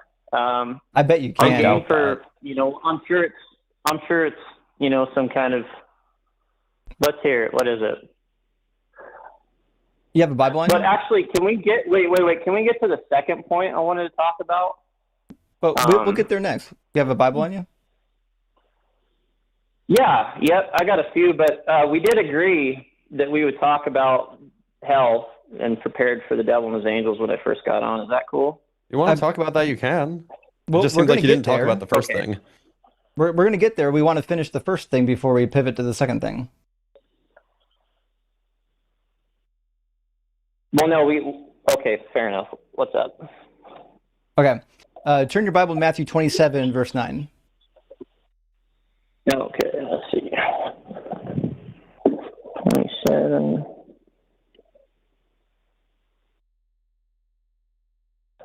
Verse 9. Mm-hmm. See. Matthew 27, verse 9. Then was fulfilled what was spoken by Jeremiah the prophet, saying, and they took the 30 pieces of silver, the value of him who was pierced, whom they of the children of Israel, Christ. Christ. Is that what you wanted to read? In the past tense? Well, you're almost done. There's one more part of the sentence. Verse 10. You want 10? Okay. Yeah, sorry. The sentence gets cut off by the comma at verse 10. Keep going to the end of verse 10. Oh, okay. And gave them for the potter's field as the Lord directed me. Fair enough. Okay. So my challenge for you is, Jesus or whoever wrote this says that this is from Jeremiah and it was fulfilled in Judas, right? I would pay you good money if you can go to Jeremiah and find this prophecy. All right.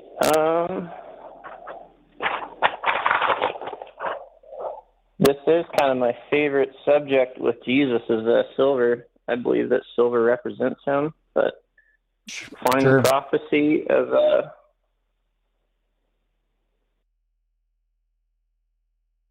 okay, so Matthew 27:10 prophecy in Jeremiah. Yeah, 27, 9, Justin, and 10. Justin, this might be a while, so I think I'm gonna go like build a bridge. It's gonna be a while. It's right next to the book of Hezekiah. Oh, right now. Okay.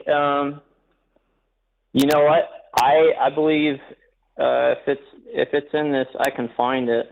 I believe you do. I don't. Do you I don't have think I'll cross find references it in your right Bible? now. I can point to other things I found, but But do you have cross you mean the references in your Bible? prophecy is what you're asking? Do you have cross references in your Bible? I don't know. Okay, so your cross reference would say something other than Jeremiah for verse 9. It's going to say Zechariah.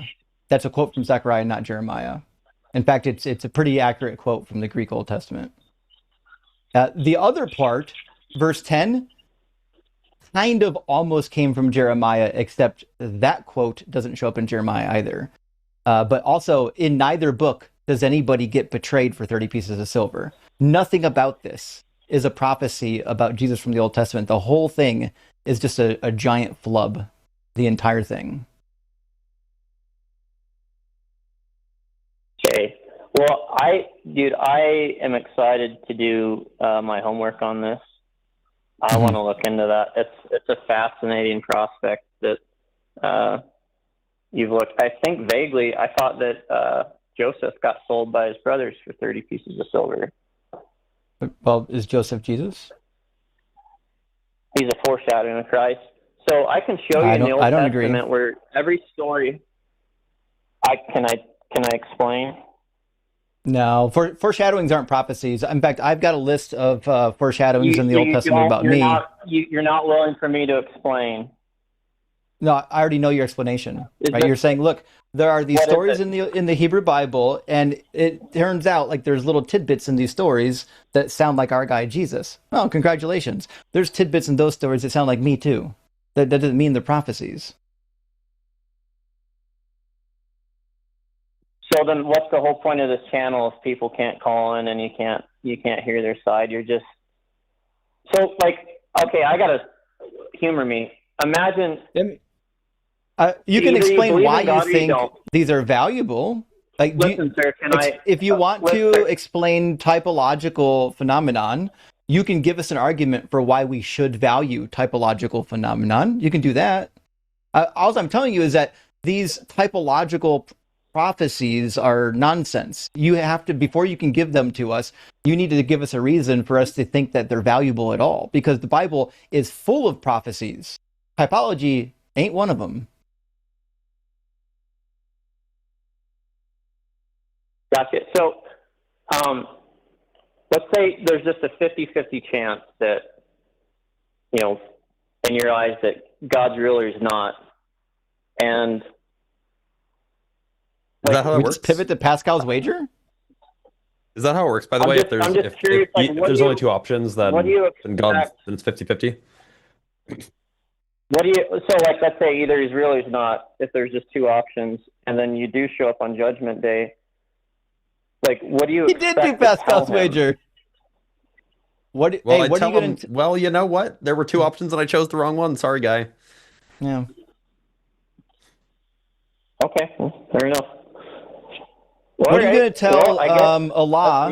What are you going to tell Allah when you end up in Islamic hell? I'm not going to end up there because the gospel. Oh, and we're not going to end up in your hell either. Set apart from there.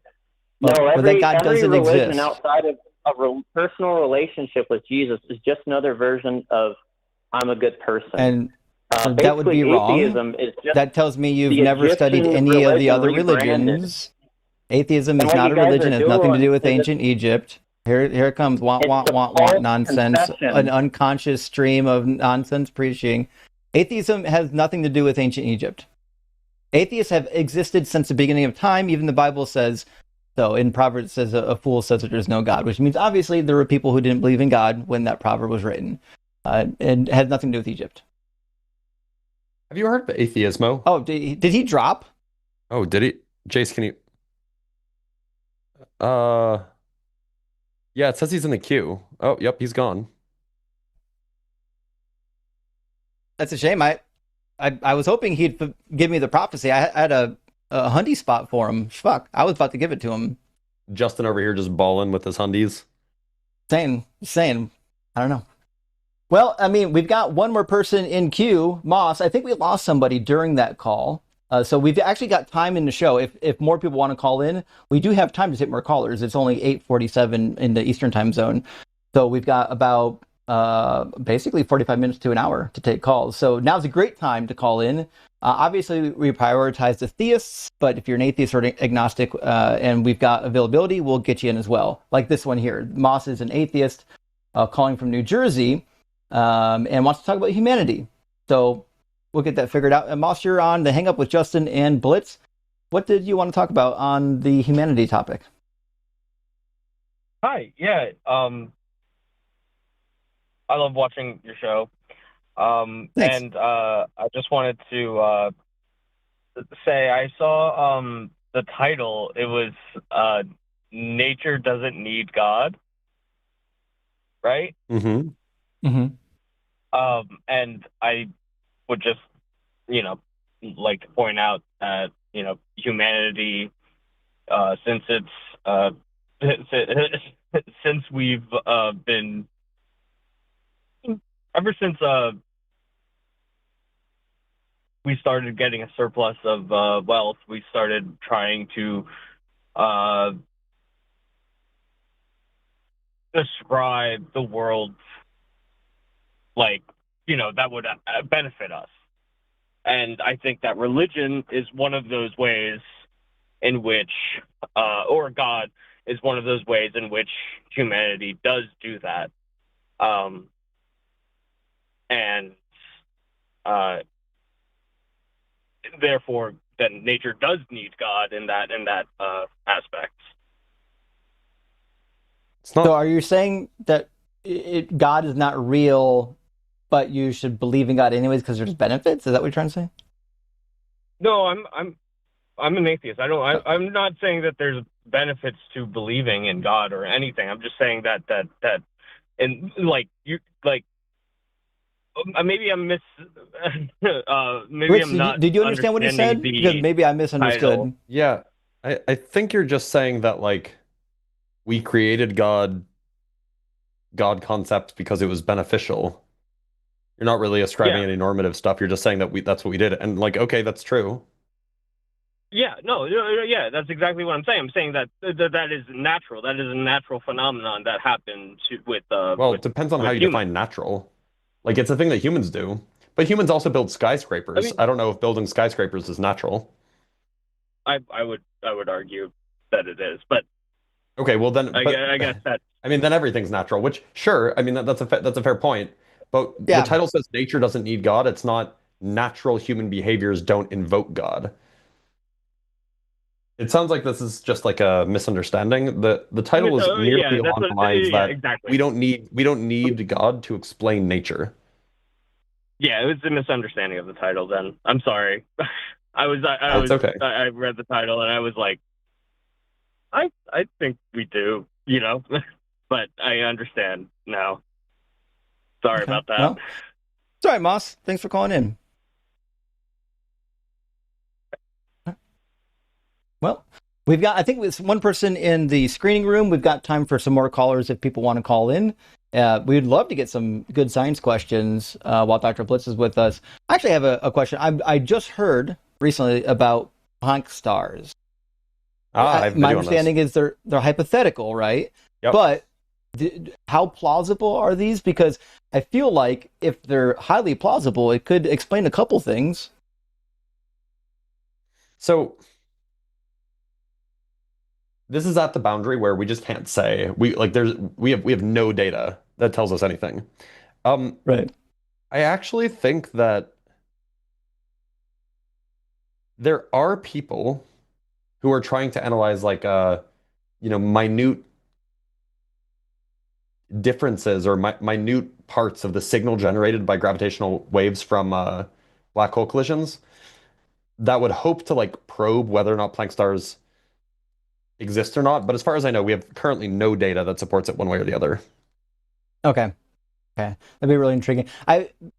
I've been catching articles here and there lately that are talking about this phenomena of black hole bound, right? Mm-hmm.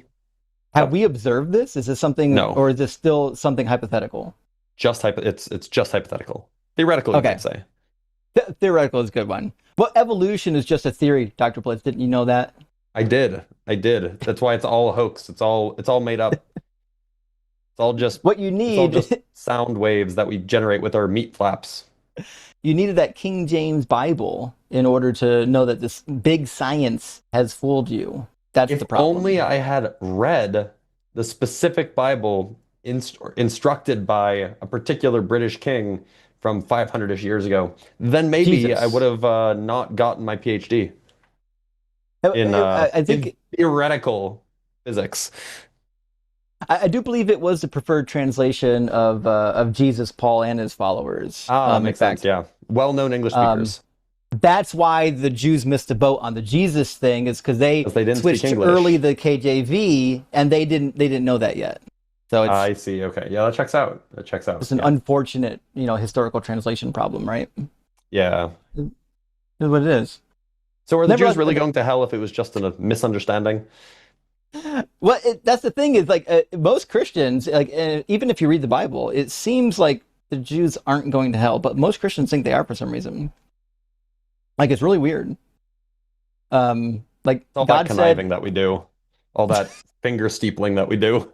Yeah, you have to crouch. Yeah. Yay for Nazi propaganda. Somebody, the amount of times I get called a Jew because I read the Hebrew Bible is pretty wild. And someone said I have a stereotypical Jew nose. I'm like, give me that all, side profile. Let's see it. I don't, but I'm Because like, I do. I definitely do. Right? Like I do. If you're gonna stereotype, at least get it right. Holy shit. And Ian gets it a lot because of the curly hair and the glasses, which is like, he looks like an accountant and everybody knows and we're good with money, but still. Sure. It's wild. It is wild. So you did your PhD dissertation on, is it correct to, it's like the fourth dimension? No, it was on five-dimensional conformal geometry. 5 dimensions. Okay. And also some other stuff. Also, there was other stuff in there, but like the kind of core example that we worked was in 5 dimensions. So is it correct? Time is the 4th dimension, right? In this case, there is no time. These are 5 spatial dimensions. 5 spatial dimensions. I didn't know about that. That's pretty wild. Yeah. Do you have to have a PhD to understand 5 spatial dimensions, or can like someone like me wrap my head around it? I mean, like, look, it's just one of those things. Like, this is not stuff that physically exists, but it's like mathematically interesting. Well, I mean, maybe it does. We don't know, but it's like definitely mathematically interesting, and it has some interesting consequences for things that we talk about in string theory a lot. Okay. Now, there's also broader consequences as well, but the original motivation was kind of stringy, if you will. And so, it turns out most PhDs are very technical. Like that's just the reality of the ball game. And so explaining them to somebody like, okay, I should back up. There are a lot of PhDs that are like observational or like computational astrophysics. And these can be, I don't want to say they're easy to explain, but they're at least easy to get an idea as to what they did. Like, oh, we discovered a planet around some distant star and we characterized what its atmosphere is made out of. Like that's a thing that like could be a PhD thesis. It'd be a remarkable PhD thesis, by the way, but that could be like a PhD thesis. The kind of stuff that I did was tricky. It's tricky to explain because it's a lot more abstract. Sure, that makes a lot of sense. Not to say that's harder, or like, I'm smarter because I do the abstract stuff. It's just different. And it requires it's more special, not more specialized, it's less accessible to lay people. Right. Yeah. Yeah. For very understandable reasons. But nevertheless, we got two more callers in the queue. Both of whom just are recently. theists. What are the odds? That's right. Exactly. The first one is talk about the utility of religion, and the second is the creator in the earth. I think Dylan might be the more interesting call to take first. I think so too. It says, "My creator." I don't think we have a religion, so we're just starting with some kind of a god. So, welcome to the Hang Up, Dylan. You're on with Justin and Dr. Blitz. Can you tell us maybe what you mean by your god before we get into the argument? Do you have a specific one? How's it going? Of course. I don't have a religion either. Like I do not have a religion, and I do not support religion. Okay. So do you believe what's in any your god? creator? My creator. My creator. Yeah, what is it? That have an He's in identity, the a earth, too. name? What is it? Yeah, he's in the earth. He's in the earth too. What? Okay, you keep saying where he is. What is he? My creator? Yeah. I have to confess that he made the devil too. It's Doug. He also It's Doug, obviously. You keep Why aren't you answering my question? Yeah. That would be like you asking me, "Hey, what's your cousin's name?" "Oh, he lives in Ohio." Like I don't fucking care where he lives. I want But to know Ohio what he is the is. heart of it all. Like what is your he made creator? the Is devil. it a god? Is it like is it a mole man? A god. Okay, what kind of god? He's the son of the Christian God, Jesus. Okay, so Jesus is in the earth. Bro, you did all that just to say you're believing Jesus. Okay. Yeah, I What's that believe in abbreviation Jesus, where my it's God. I'm Christian but I don't want to admit it or whatever? Yeah. Sadak Mac. Yeah, Sadakmak, there you go. Yeah. No, I believe in Okay. Christianity. I believe in Christianity. Fair enough. So I thought you can said that give you us- don't have a religion. That's what David said. Christianity is different because it's the one true religion. So it's still a religion. Still a religion, correct? So do you have a religion? I changed my mind. I do have a religion, Christianity. Okay. I'm glad that we're in agreement here. Okay, now so your God lives in the earth. Jesus, you think Jesus is in the earth? Is in like My God, the dirt? yeah, my God is omnipresent. Okay. So is he also not in the earth? He's in Is he heaven, somewhere else but too? he's also omnipresent. He's in heaven, Okay. but also omnipresent. Okay, so he's in the earth and he's also like in the air. Quick question. More Is he accurately, in Go ahead. the prince of the power of the air is the devil, and Jesus made the devil. So he's not in the air. Okay. So he's not omnipresent? What? No, you twisted my words there. I said that the prince of the power of the air is the devil, but Jesus made the devil. I'm just asking, is God in the air? I already explained to you that It's a yes the or no devil question. is there. Yes or no? The king, You keep telling me about the devil. king I of just want to know if God is in the air. Do I feel God in air? Is that what you're asking? Do I feel God in No, air? is God okay, you said God is omnipresent. That means God is everywhere. The air is a place that you can be. So if God is omnipresent, it follows that God is in the air. Are you okay, He's Dylan? inside you. Are you? Dylan, is Dylan God in your cuffs? butthole? I'm not going to entertain that idea. He's everywhere. Yeah, he's inside you. He's inside. In particular, he's inside How your deep? anus. I guess rectum is probably the correct word, right? Because the anus is just the sphincter. I find that to be doubtful since I didn't feel like the pleasure center got any stimulation.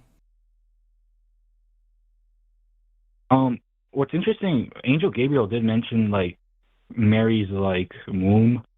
So like there is a topic of discussion with that, like Mary's womb. Because Angel Gabriel said that like blessed is the fruit of the womb of Maria or Mary, because Jesus is the fruit of that womb. So, Dylan, I don't think you're a real person. I think you're a troll. No, I am not trolling. I believe Is in God stored in the Christianity. balls? Yeah, we'll do this, Dylan. I'm going to give you one opportunity to make an argument for your God, or I'm just going to move on. So the question is, your God is real, whatever you want to describe it as, because of what? Tell us why your God is real. My creator. Yeah, why? He's in the earth. Yeah, I'm asking you to prove it. Demonstrate that.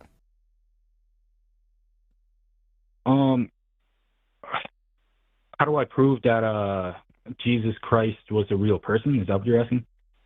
Nope. No. Prove that your God exists and is in the earth.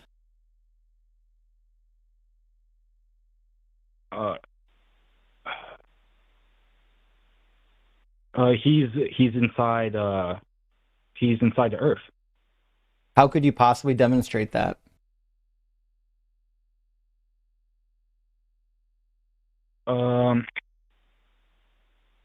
By the devil. All the kings and the queens of the world worship. How can you demonstrate that the devil exists? Are we just doing word association? Yes, this is word association games. Yeah, this is like finding the first letter on a license plate while you're driving and trying to match it to a word. Is that your version of fun, Justin? Because if it is, like, that checks out. My version of fun is making spreadsheets. No. The devil is a real person. He's a real man. Dylan, do you remember the task that I gave you? Remember what? Well, we were both speaking, but I asked you, do you remember the task that I gave you? Because you're now no longer on task. We're trying to get you to render an argument for why your God is real. And your God is real because the devil is real, but you can't prove that the devil is real. So what's the next step? I can prove the devil is real. Do it.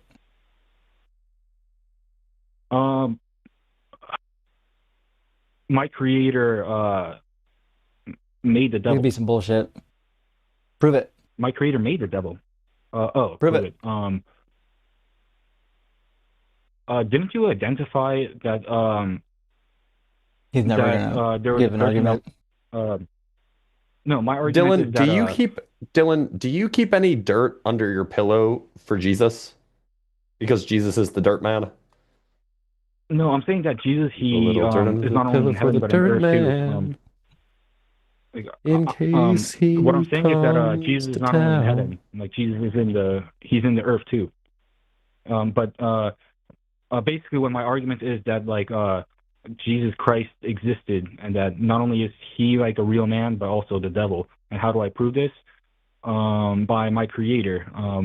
Like creation screams that there's a creator. That's not proof. What? Creation doesn't scream. Creation is, for the most part, inanimate, except for biological life. So creation's not screaming. Right. The rocks aren't crying out. Right. The question we have is, if you have a demonstration, an argument, a piece of evidence that would warrant belief in this particular religion or deity, and it sounds like you don't. It sounds like you're just quoting platitudes from the Bible. If that's all you have, Dylan, we're 8 minutes in. I'm going to give you to the 10-minute mark to render a valid argument or even a valid piece of evidence, and then I'm moving on to Nick. Or a coherent sentence would be good. Yeah. Okay. Not one cogent sentence yet. My creator, how is he in the earth? My creator, how is he in the earth? My argument that he's in you, that he's in you, Justin, too. My creator demonstrate that Christianity is real by faith. So my prayer to the... Yeah, dropped, done. We're not going to do that anymore. No way that guy wasn't a troll. Had to be a troll. We're not going to do that anymore. But we took him too seriously. You know, I want to give people the benefit of the doubt, because if I don't know them, they could just be struggling. Some people are on different levels. If they're struggling, there's nothing. There's nowhere to go. You just gotta have a little fun with it. Yeah. Nevertheless, we didn't need to drag that one out. Let me grab Nick from the queue. Nick is a theist, and then I think we've got one more in the screening room. Nick's calling from North Carolina. Welcome on to the Hang Up, Nick. You're on with Justin and Dr. Blitz. How you doing? How y'all doing this evening? Doing all right? Doing well. Your call screen I says that you called. think the utility of religion is leading you towards believing in a God. I think there's Yeah. two things there.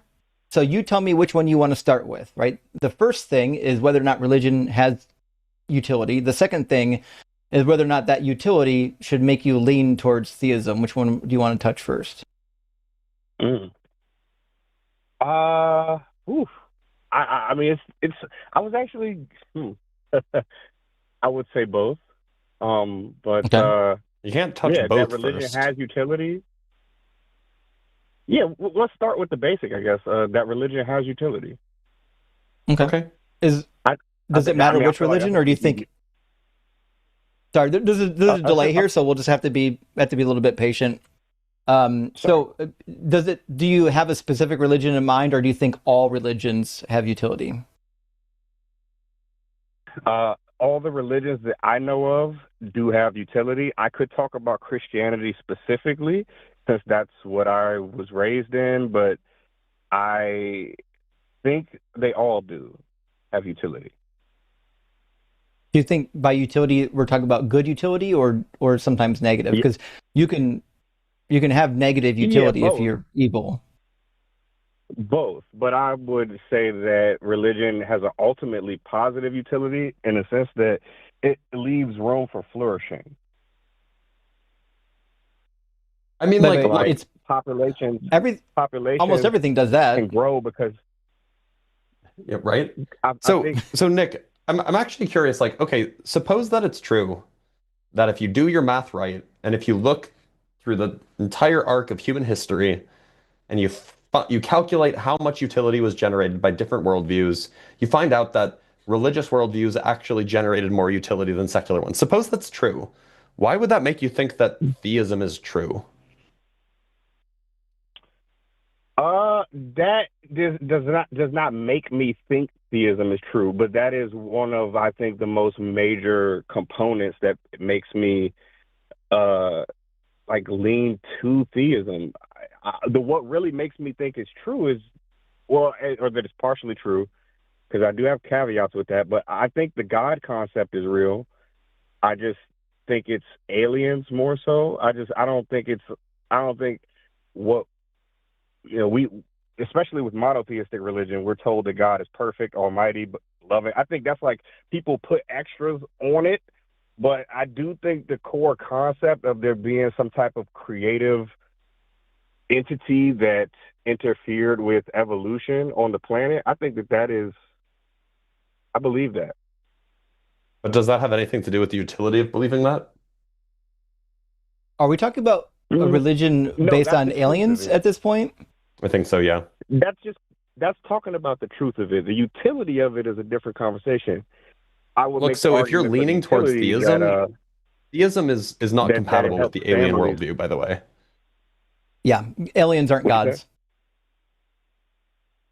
say? Aliens are Well, not gods. I mean, yeah, They're however not you want. compatible.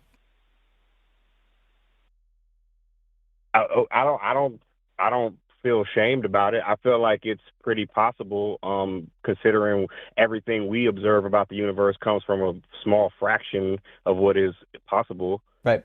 But you're here to talk about theism, and aliens aren't gods, which means they're not related to theism. Who said they're not gods? God has a definition. Do you know what it is? The monotheistic definition, especially with the Abrahamic faith, I know is one version of God, but that again, that's kind of Well, but that's what from my theism argument is, about right? the utility of religion. Theism is about the monotheistic God. Well, yes. Well, no. I mean, you can be pantheist. Like I that's what I've been called. No, then you're I was called a pantheist, not theist. I thought that. Well, I don't know. I don't. At least if you I'm live in not- the English-speaking world, theist means something very specific. I thought panentheist, which is what, again, I've explained my beliefs to somebody that I trusted, and they told me that I was a panentheist. And I thought that Right, is and a theist, panentheist is not a because I do kind of believe in a theist. creative force being God. I believe that essentially that humans were designed, and possibly other forms of life as well. By an alien or a god? It depends on where you live, I guess. I mean, I would say alien for the modern for like how we understand science and how we understand space these days. Do these aliens transcend the natural created world?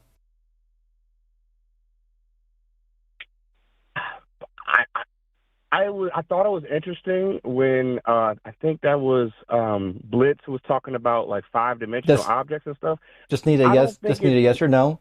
Just a yes or no. Do you think that these aliens existed prior to the universe, or do they transcend the universe in any way? I do not know. I do leave the possibility open. Yes. If they are a product of the universe rather than creators of the universe, then they would just be aliens, not gods. A god is typically, at least in modern English, somebody who was responsible for creating something. It has to be supernatural in some way. Gods are creator gods. It has to be supernatural. I don't know about that. Do you think aliens are supernatural? Again, possibly. Like, I mean, I just say because there's certain things that I've read in the Bible and also the Bhagavad Gita that make me think that I'm not advocating for the Bhagavad Gita. It's a lot of fluff, but I'm just saying, I think that there's stories all around the globe of people talking about these experiences. I don't know. I also think that so again, we're off the point. The point that we're trying to figure out here is if your God does, or your thing, whatever you believe in, if it's not supernatural, then it just means that it's not a God. So you got to figure out, is this thing supernatural, or the conversation kind of stalls out here? I guess I see I'm getting confused with the because you kind of pigeonholing definition of God here. Like, I do not believe in God as a lot of people talk about it in the West or in America. That's where I live. Everybody talks about the Bible, and I don't. I think that that's only part of the truth. Who do you think built the pyramids? Oh no, you did. You got them started, Blitz. Okay, just checking. Were they given secret knowledge by the Anunnaki? I think that, yeah, possibly.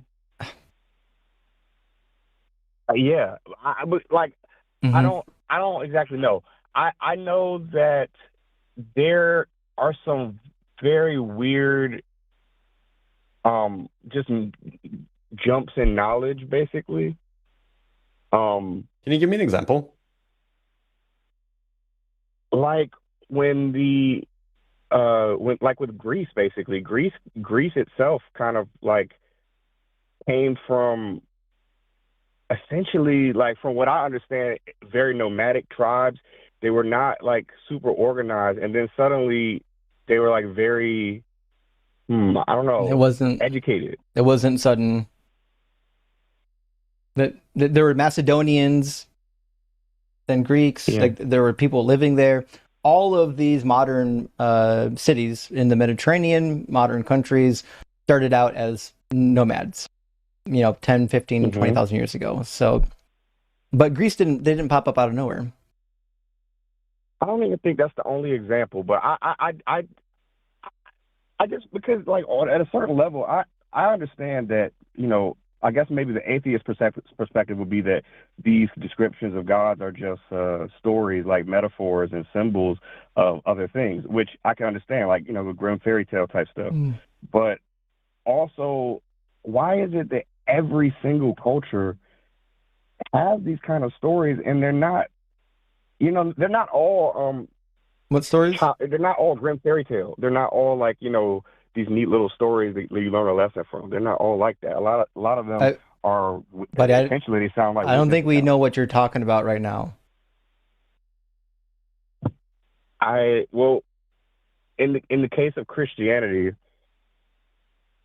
I know in the Old Testament there's a story about Ezekiel, like essentially there. I know you know about it, but it's essentially describing a UFO. Like, I think it was Ezekiel's wheel is what they called it. Like a Yeah. craft that maybe the angels. They said the angel. Yeah, bro was like on shrooms. It's a I know Justin would chariot that probably is know better. taking God's presence away from the temple. He's traveling east to where the Babylonians are, so he can be with the Israelites. That's the whole point of Ezekiel's vision. But what about? Remember, no, I'm talking later about in the story- Ezekiel, his presence leaves the temple. I'm talking about the story where one of the prophets is in a pasture and there's an imprint in the grass, but he doesn't see anything, but angels come out of it. I don't know. I don't know if that's called Ezekiel's wheel, but Angels come out of an I imprint remember in story the kinda grass. in my mind. That's not Yeah. Ezekiel's wheel. I'll tell you that much. Okay, that's definitely possible. The name. You mean probably have Jacob's the name. ladder? I don't know. I don't think so. Okay. I'm not sure, Nick, where to take this conversation because it sounds like Honestly, you don't same. really have a firm I wanted belief to talk in about God. the utility of religion. I wanted to talk about the utility of it. Like, what do you say about the fact that maybe because, like, if I go anti-theist, if I say look at all the negative things religion has done, and I go anti-theist, like, wouldn't I be robbing the world of a lot of the good things that religion brings? Look, most social constructions in humanity, especially big institutional ones, they have benefits and they have benefits and they have detriments, right? Democracy, lots of benefits, also a lot of detriments. Now, you can be pro-democracy, you can be anti-democracy. That's a view that you can take. But it doesn't say anything about what you have to believe is true about the natural world. Like, just because you think that democracy is good doesn't mean that you have to believe that there's a god of democracy, right? It's just not, they're kind of unrelated ideas. You don't have to believe in, I mean, I'm sure the Athenians had a god of democracy.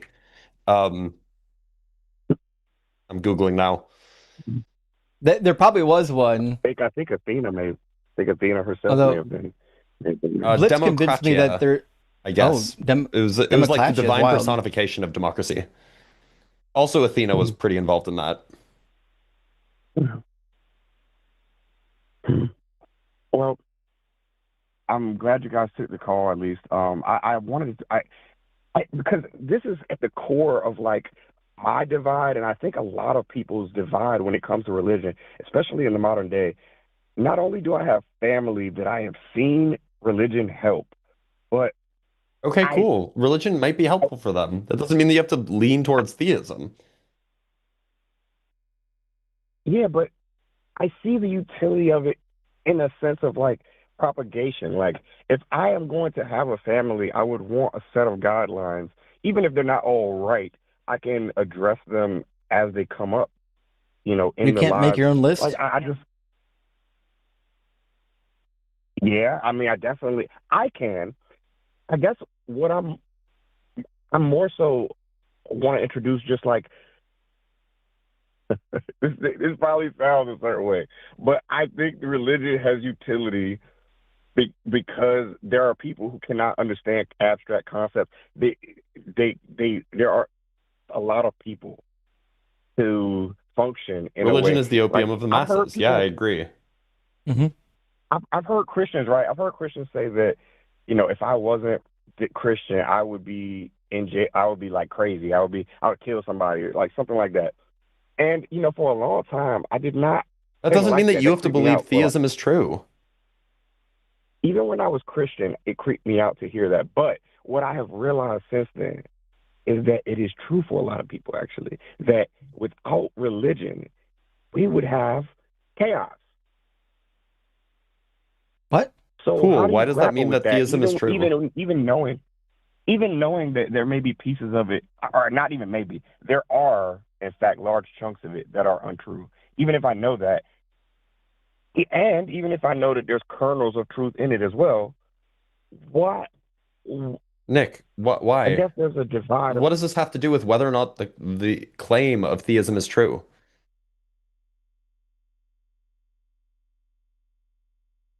I guess it's about the nuance of how I'm approaching the claim.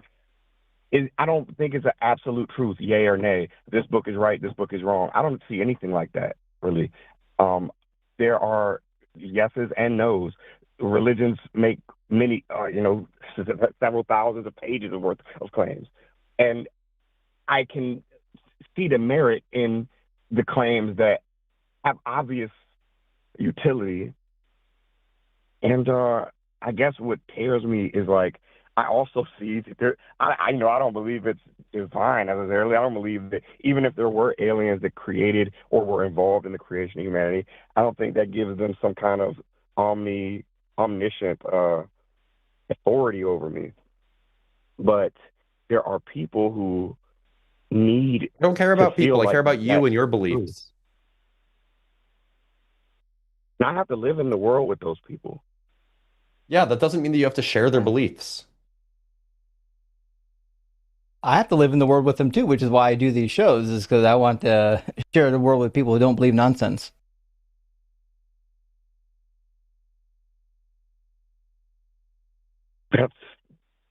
That's real. It kind of feels like sometimes I would say I relate more with an atheist in a lot of ways because I acknowledge a lot of the same truths that you guys acknowledge. I find myself, it almost feels like sometimes I just want to give up just because of the utility. Like I want to say, okay, enough of it is true that I'll join your little club because opportunities are being denied me. Like all kinds of things are happening that. But that's Nick. I'm sorry to interrupt, but that's lying to yourself, right? So if you're saying I'm going to follow a particular theism because I like the utility, you don't believe in this thing. You're just lying to yourself, and that's fine. You're welcome to do it. But if you think that maybe there's some true stuff here, so you follow it because of that, well, then you would actually be a believer. And believing in something is not the same as choosing something. Like you don't really get to choose what you believe. So it sounds to me like you already might have some remnants of belief, and you're wrestling with that. Yeah, that's a good way to put it. I used to be a full devoted believer, and I've taken things away from it now, but I have left a lot of it behind, and that's good. There are people in my life that are calling me back to it, and it could potentially make it probably would make my life better.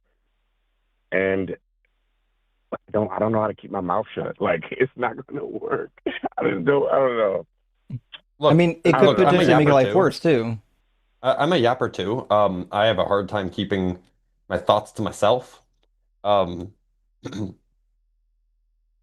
If that's you, then sorry, tough shit. You're not going to be able to survive in a theist community if they require that you're a theist too. Right. Like you're saying that basically I would not believe strongly enough and it would come through. Well, it sounds like you don't believe at all.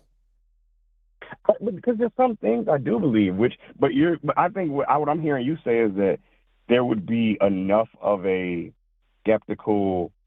there's enough skepticism in me to where it would ostracize me. Well, that's just what it sounds like you said. It said that you can't keep you said that you can't keep your mouth shut. That is, which makes it sound like that you'd be voicing your skepticism too much, and that people and if it's the case that this is a community that's bound together by religion, you might not be welcome in that club anymore.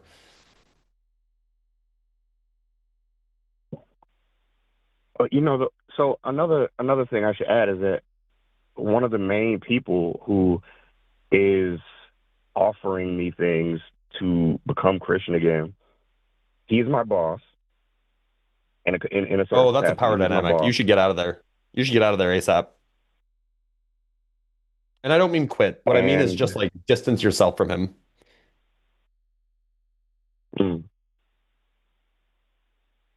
Because like that's really sus if somebody's like, I'll give you a raise if you join my religious club. Well, we've had conversations, right? And he knows that my beliefs are fringe about that. Like, like I don't believe it the same way everybody else does. He knows that by now. But I think there's some kind of there's some kind of weird thing. I don't know. It's like he really want. It's not just him. There's other people too, but he's the main one that I think about, and that makes me sometimes think about. Well, going back to think church. about this, Nick. We definitely want to get to our next caller before I have to close out. But think about this. Okay, I think society overall does better when we believe things that are true. Right? It has held back science. It's created violence. It's done all kinds of things. Because people thought that these gods existed and they needed them to do stuff, right? So while it may have utility, it's done horrible things.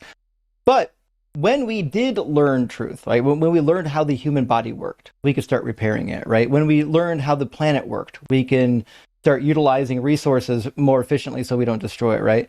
When we know true facts about the world around us, we can make better informed decisions and improve the life of humans. So I think the greatest utility is actually in knowing the truth. And the reason why, like, you might find people say that left religion and maybe they miss thinking about heaven, they miss thinking about seeing their loved ones, and it makes them sad. And the utility of religion could alleviate that. But the reality is, if you didn't grow up with that religion and then lose it later, this probably wouldn't be an issue. You would have wrestled with the existential questions at a much younger age. And by the time you get to your adult phase, it's not something that that you spend a whole lot of time on. I had to wrestle through that, in my younger 30s because I was religious, right? But it would have been way easier if I just grew up not believing in the nonsense and been done with it. Yep, I never did. I never had to wrestle with anything. I was just like, yeah, it's all stories. I guess I mean I wrestled with those questions when I was really young.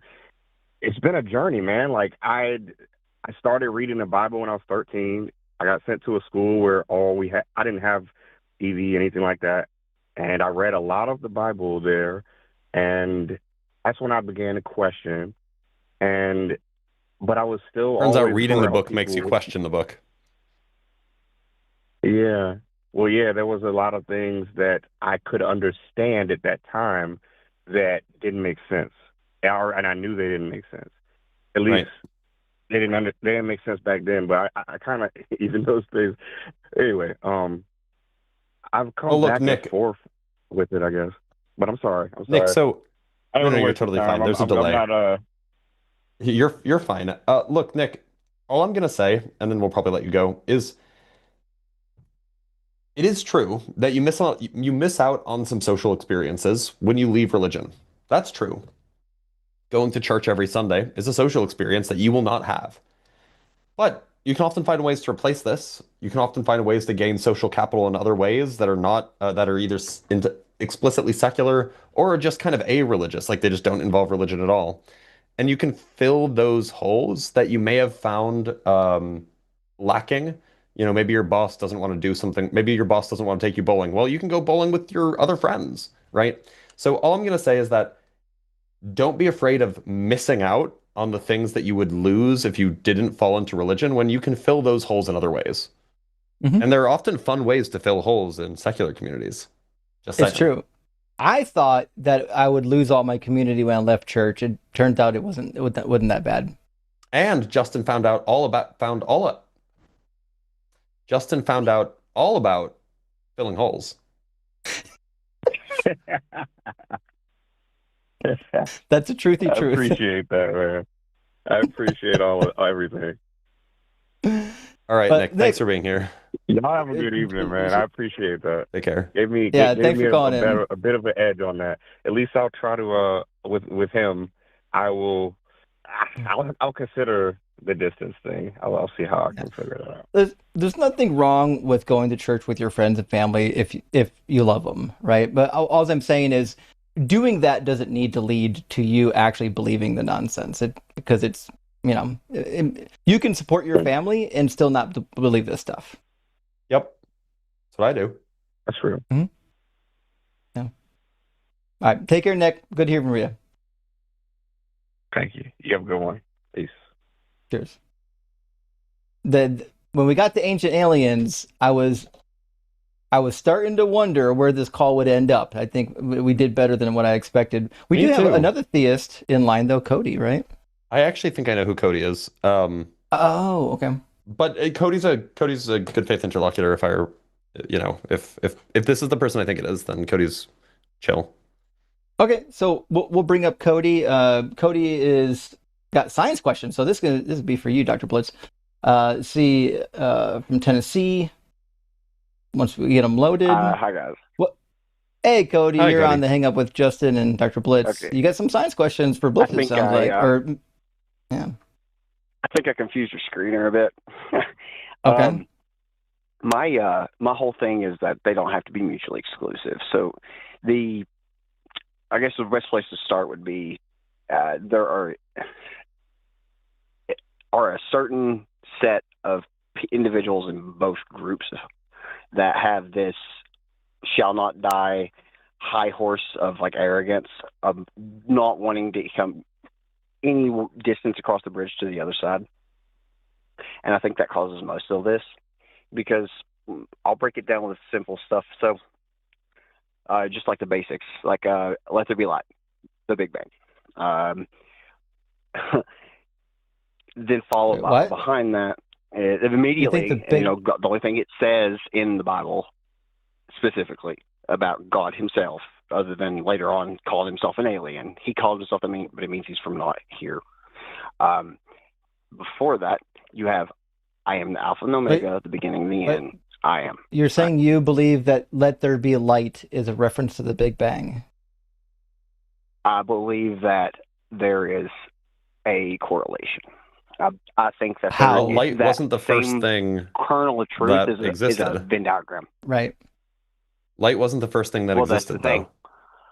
Hold on. It would have been the super force, so says the current and dark energy and all that. I'm not going to go there. What I am going to go to is there's so let's say do a little thought experiment. The universe goes on infinitely, and infinity in it by its very nature has to be imperfect, because it's going to have incorrections, because every time it does it, there's infinitely more chances there's something goes wrong. So I have no idea what any of that was about, but go ahead. Okay, well, a dimension that's infinite would ultimately collapse back in on itself, and where those 2 points meet would be where the highest and the lowest are, right? So it's this point. What? It's this place before the point. What is happening? It's like where everything and nothing meet. It's like, I don't know. What I'm trying to explain here is that God is existence itself, and everything that's in the Bible is meant to basically say that we're put here by him for a reason, and it comes down to like the clockwork universe. Even probability says that it's way more likely that it's created. So it sounds like you're a Christian then. I'll let you guys talk. I am somebody who was thrown very young into hard Christianity, to the point where I would like sleepwalk and like write fucking revelations fucking scripture on the walls. And in crayon. It's in like my home, like childhood home. It's like it freaks people out still. Well, I came out of that hard because of something happened with a pastor I was junioring under. Well, I went hard atheist after that. And I've come to the conclusion that a lot of things that we think we know as science, we know how, like, we know that it works and we know how to get it to work there. And some of the stuff we do know how, but like we don't know all the why. So where everything what my point is, I guess, is that the kernel of truth that religion originally was trying to seed out, that in all the little scriptures, like the tiny bits of truth there, that is the birthplace of where science came from. And I think science is just scientific people tend to be overly arrogant and knowing rather than just understanding what they think they know. So yeah, Blitz is really arrogant. Like he doesn't know anything. How laws become theory, how theory becomes freaking back to hypothesis. The more shit changes over time. That's one. Yes, example. Surely the method that changes and adapts to new data and new experimental results is the thing that's arrogant and not the thing that's set in stone in a book written 2,000 years ago that No, they is both are, though, unchanging. because religions become dogmatic. Religion If is you can't recognize it, then you're definitionally part dogmatic. of it. That, right? yeah, no, but so is I mean, science now. science, It has the become scientific almost its own process is, religion. in principle, the scientific process is, in principle, the only antidote to dogmatism. Okay, that's true. But I think modern science is falling short of the spirit of science. I think that it's following so much in How many scientists do you know, Cody? power that we've. I'm one of my closest friends has a PhD in physics. Okay. And is one of your closest friends, are they dogmatic in this way? They were, and then we had this exact conversation over spent about 3 days, and he at the end we both agreed to disagree on certain things, but he ultimately approved. My ultimate point is right. It's that the arrogance of knowing, and then the thing that you know works repeatedly. That kind of, the reliability there makes people think that because I know that, that's how that is, and that's all that ever will be. It gets this kind of sort of, the best way I can explain it is the way current or like solid like state science for any field will be the predominant narrative, but then new evidence comes in that completely bunks it, and then the more and more piles up, but the already established scientific community doesn't want to look stupid over the last however many decades. So they fight to keep the new information away, and it's things like that have become dogmatic. So I guess my whole point here is does that. Scientists fight to keep new information away. Have you seen the but church? My thing is that that's the arrogance. That's the arrogance right there. That's in your voice. Can you not hear it? You not feel it. It's not arrogance. What I am is shocked. It's because incredulity, actually. Yeah, incredulity, right? Because for the better part of the Christian history, they were actively destroying data, information, and science. Yeah, 100%. Like the whole heliocentric model. Yeah.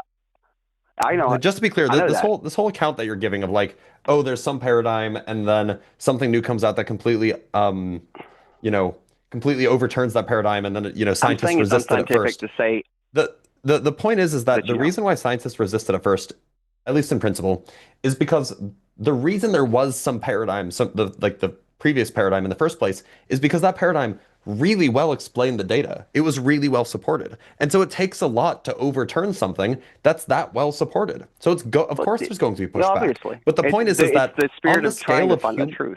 On the scale of human lifetimes, science and scientists pivot. On the scale of human lifetimes, that means that individuals are changing their minds. That is the opposite of arrogance.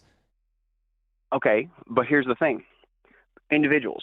What I'm talking about here is the type of person who goes by what is the spirit of science is to be able to take new evidence in. It's the spirit of being able to get verifiable, repeated results, and be able to get everybody to be able to do the exact same thing, right? But it's all in the spirit of trying to figure out the truth around you. So that has been taken. So, for example, the truth I'll get a little political as far as I'll go. There's global warming as a whole thing. It is true, but it is actually a natural process that the Earth is going through right now after a freaking. What's the evidence for that? Warming. So essentially, it's all a process for the Earth itself to trap gases in the poles. It's the way that So is there any record of rapid warming like this happening in the past that didn't involve a meteor strike? 11,600 to like 12,000, 13,000 years ago, yes. And it was around the same time as all the megafauna died off. No, I'm sorry. That period actually was quite that period of warming, and I'm familiar with what you're talking about. The end of the glacial maximum. I'm talking about the Younger Dryas. No, I know. It's the end of the glacial. It's the end of the glacial maximum. Yeah, you're right. Yeah. That took place over thousands of years. That did not take place over 50 years. Right. Here's the thing, though. This is a different process. It's a different thing that's happening. But what happens when you ultimately melt off? Right. Here's the date. What does everybody want to say about the polar ice caps? They're like at 30 years to 70% or whatever it is, and without having told you that they started at over 100% what they're supposed to be for this period. So when they melt, they decrease the salinity temperature of the ocean. It cuts off the North Atlantic current. The northern hemisphere freezes over. That's the truth about it. And our actual pollution, how much it affects it on 1 to 2 years on a scale of hundreds of thousands of years.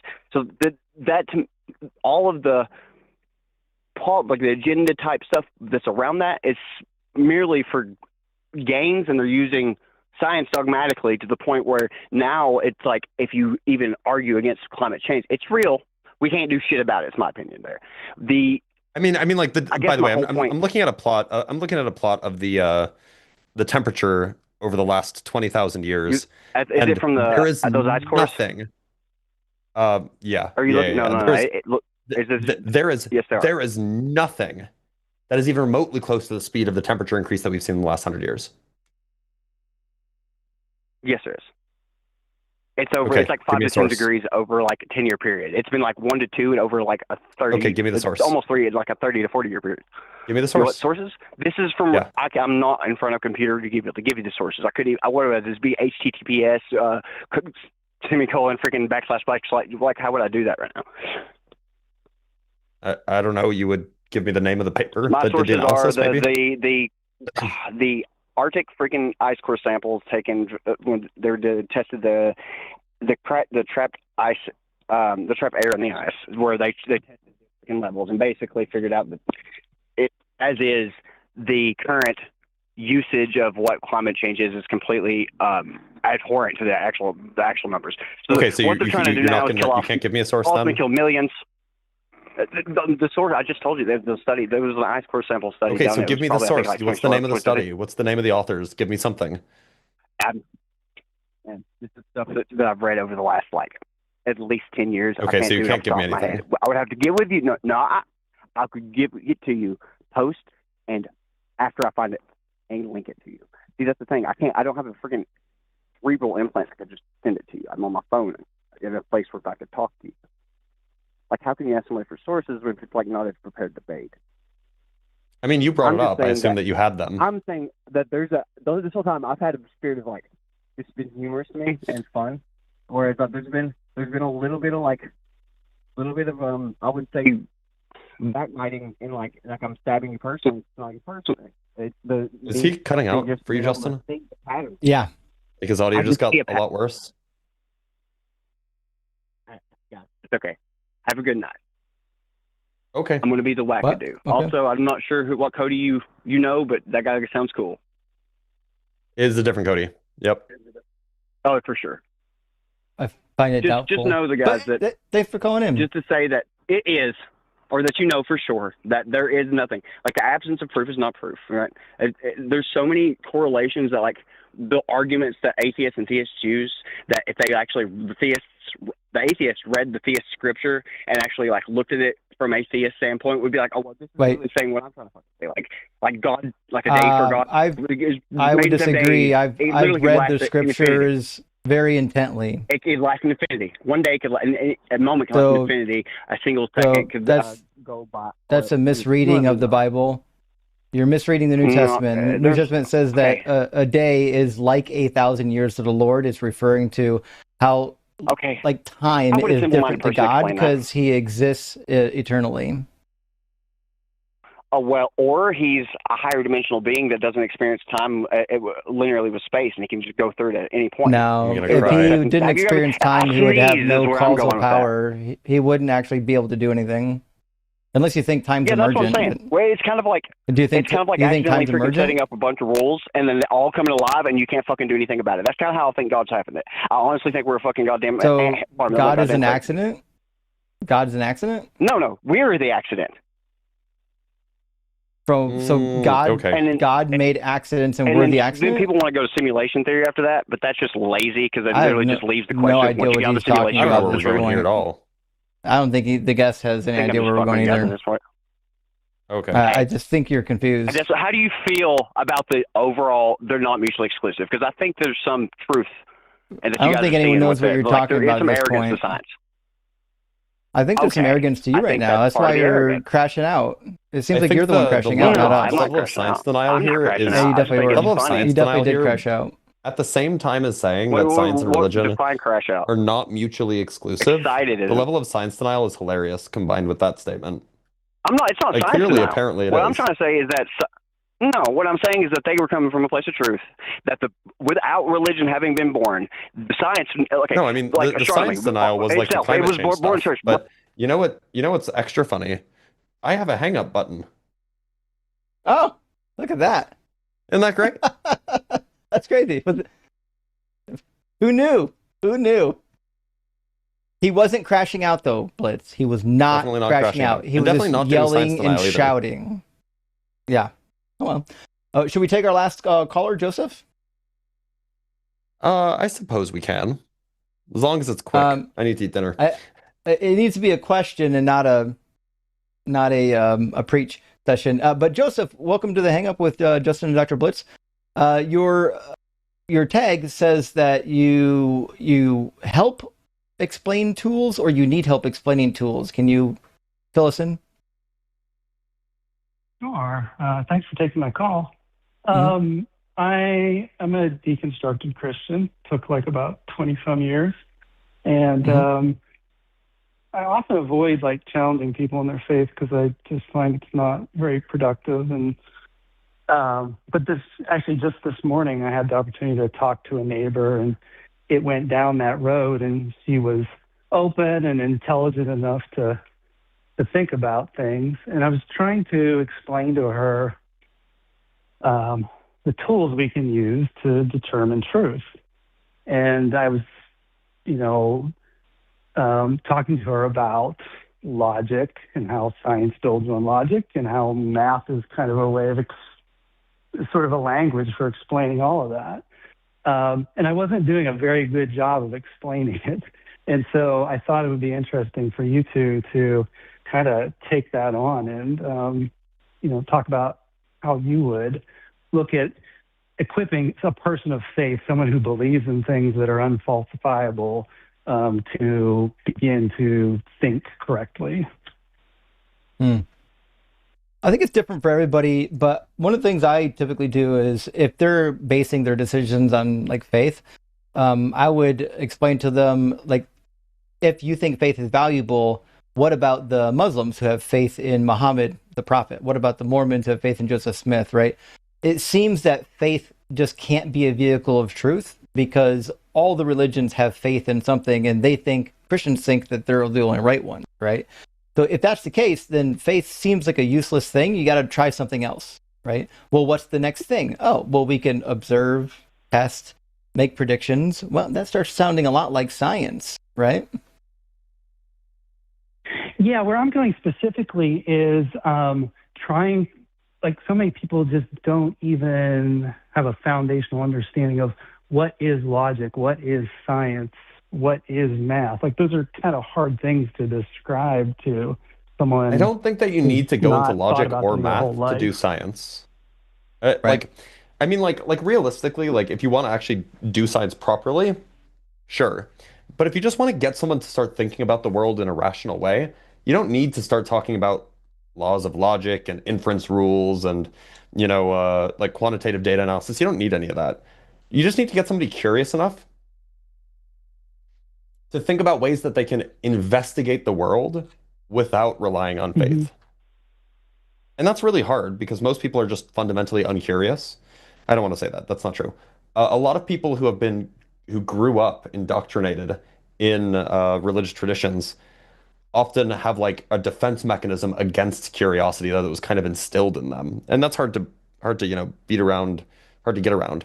But it's doable, right? I mean, look at Justin over here. He was practicing whatever, and then apparently now he's not. Yeah, I was part of the great falling away. When people are so conditioned, really indoctrinated to not trust science, even though they don't even know what science is, like, do you not find that giving them some, like, a basic understanding of logic? Like, because if something is logically impossible, then science doesn't even matter. I would start. Mm-hmm. And this is going to sound really harsh. think of the most average intelligence person that you know. This is a George Carlin quote, by the way. Half of the people are dumber than that, right? Half of the people are stupider than the average person. And the reality is that high religiosity, this is a generalization, it's not true about everybody, but high religiosity does correlate inversely with intelligence. You will find that the lower somebody scores on various intelligence measures, the more religious they are to be, they're likely to be. And so like odds are, this is just like and obviously this is not true like about everybody. There's just a correlation there, at least in Western societies. So don't make things more complicated than they have to be. One of the things that's often done in political circles when you're trying to convince somebody of a political worldview is don't try to bring like I'm a leftist, right? Not a maybe you'd call me a Marxist, whatever it is. Don't start bringing up seizing the means of production. Don't start bringing up the capital classes putting the boot on the working class. That's not what you do if you want to convince somebody on the right. What you do is you say, doesn't it kind of suck that like there's these people that could fix our problems like world hunger, but they just don't? Doesn't it suck that we pay insurance so much money and then they deny our claims anyway? You just have to give them something that they can latch onto that's easy to get. That doesn't require a whole bunch of theory. That doesn't require a whole bunch of, abstract reasoning to get like most people are dumb. That's okay. It's okay to be dumb, but most people are dumb. Just use really basic common sense things that can get somebody to start thinking like a scientist. They don't have to know that it's science. You can trick them into it. You can be like, oh, well, we saw this thing. What if we did it again and saw something different? What could we learn from that? Like, that's all you got to do. Sorry, that was a bit of a rant. That's okay. Okay. Yeah, I was just curious what you guys might think about the topic. 'Cause like I said, I was struggling to give her satisfactory answers, like, and even explaining how they're all tools, but how we use them completely differently, but how they can build on each other. And because she was open to the idea that believing more things that are true is better than less, right? Right. And so I wanted to help her begin to think that way. Sure. Yeah. Mm-hmm. I mean, I agree with Dr. Blitz. I think you want to start simple, and you can start if you want to touch logic. You can just start by giving like a couple logical questions they could wrap their mind around. Like, is it possible for God to exist and not exist at the same time? Obvious. They're like, oh, well, obviously not, right? Because like that's just impossible. Like, oh, yes, that's the first, one of the laws of logic. So is you can teach some of these concepts just through asking the right questions. I don't know if you have to dig into necessarily, hey, here's the 3 laws, here's how you apply them, so on and so forth. I like Blitz's approach. Just walk them through it, almost trick them into learning these concepts. All right. Okay. Good deal. Ask, is God strong enough that he could create a rock that he can't lift? It will bring up a good logical argument, then you can then teach them logic. Well, that's one where apologetics have about 10 answers for that. Yeah. But because it's so popular. But yeah, I get you. Mm. Well, anyway, Joseph, best of luck to you. Thanks for calling in, and appreciate the call. Thanks, guys. Have a good night. Luck. Cheers. All right. Lines are closed for the night. We are going to read, I think, all super chats $5 and over, I think is what I was told. And we're using a new system tonight, so you have to be a little bit patient with us. I see a queue right now with 4 different super chats in it. I think the people on the back end of the stream are going to be loading super chats into that queue, as far as I recall. So we'll alternate reading them. I'll grab right from the top of the list, and hopefully we'll be able to display them on screen. I think it goes in reverse order. I think the top one is the most recent. Okay.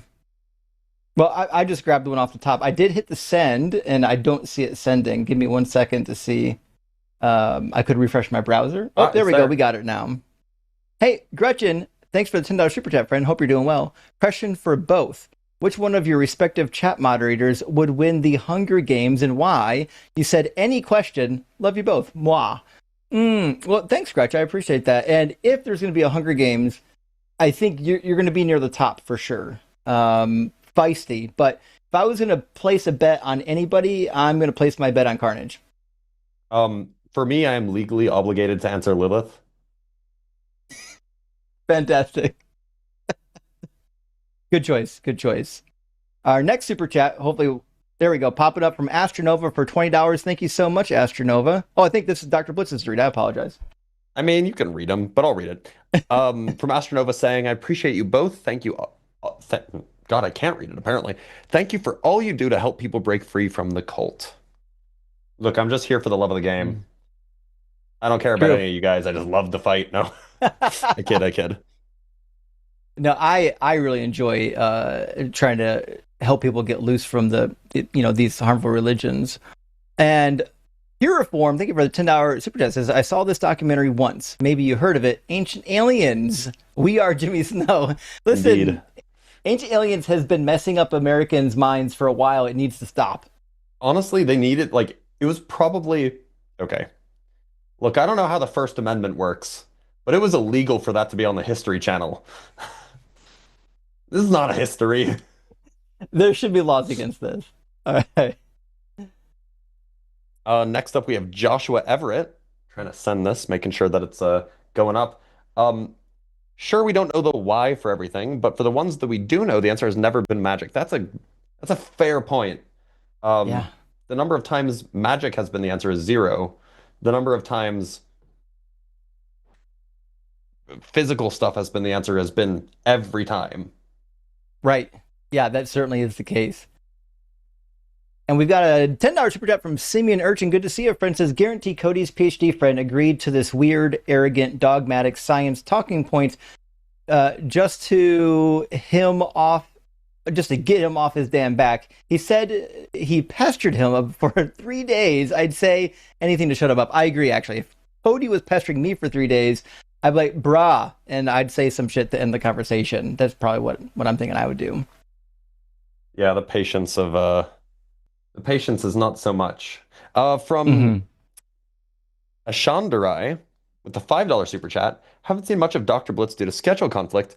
You live up to your name, sir. Blitz through those bad talking points with no BS. Well, I appreciate that. That's very sweet, very kind, and very generous of you.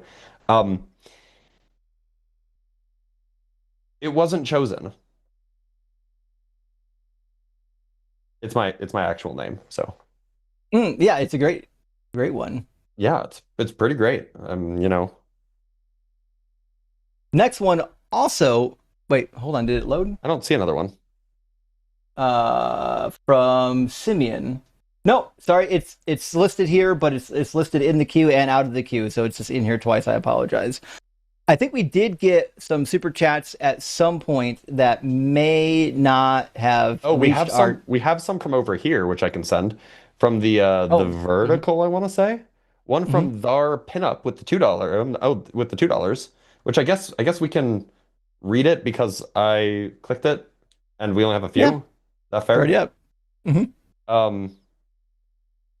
Just says they're not mutually exclusive. What before the point? I don't know what that means.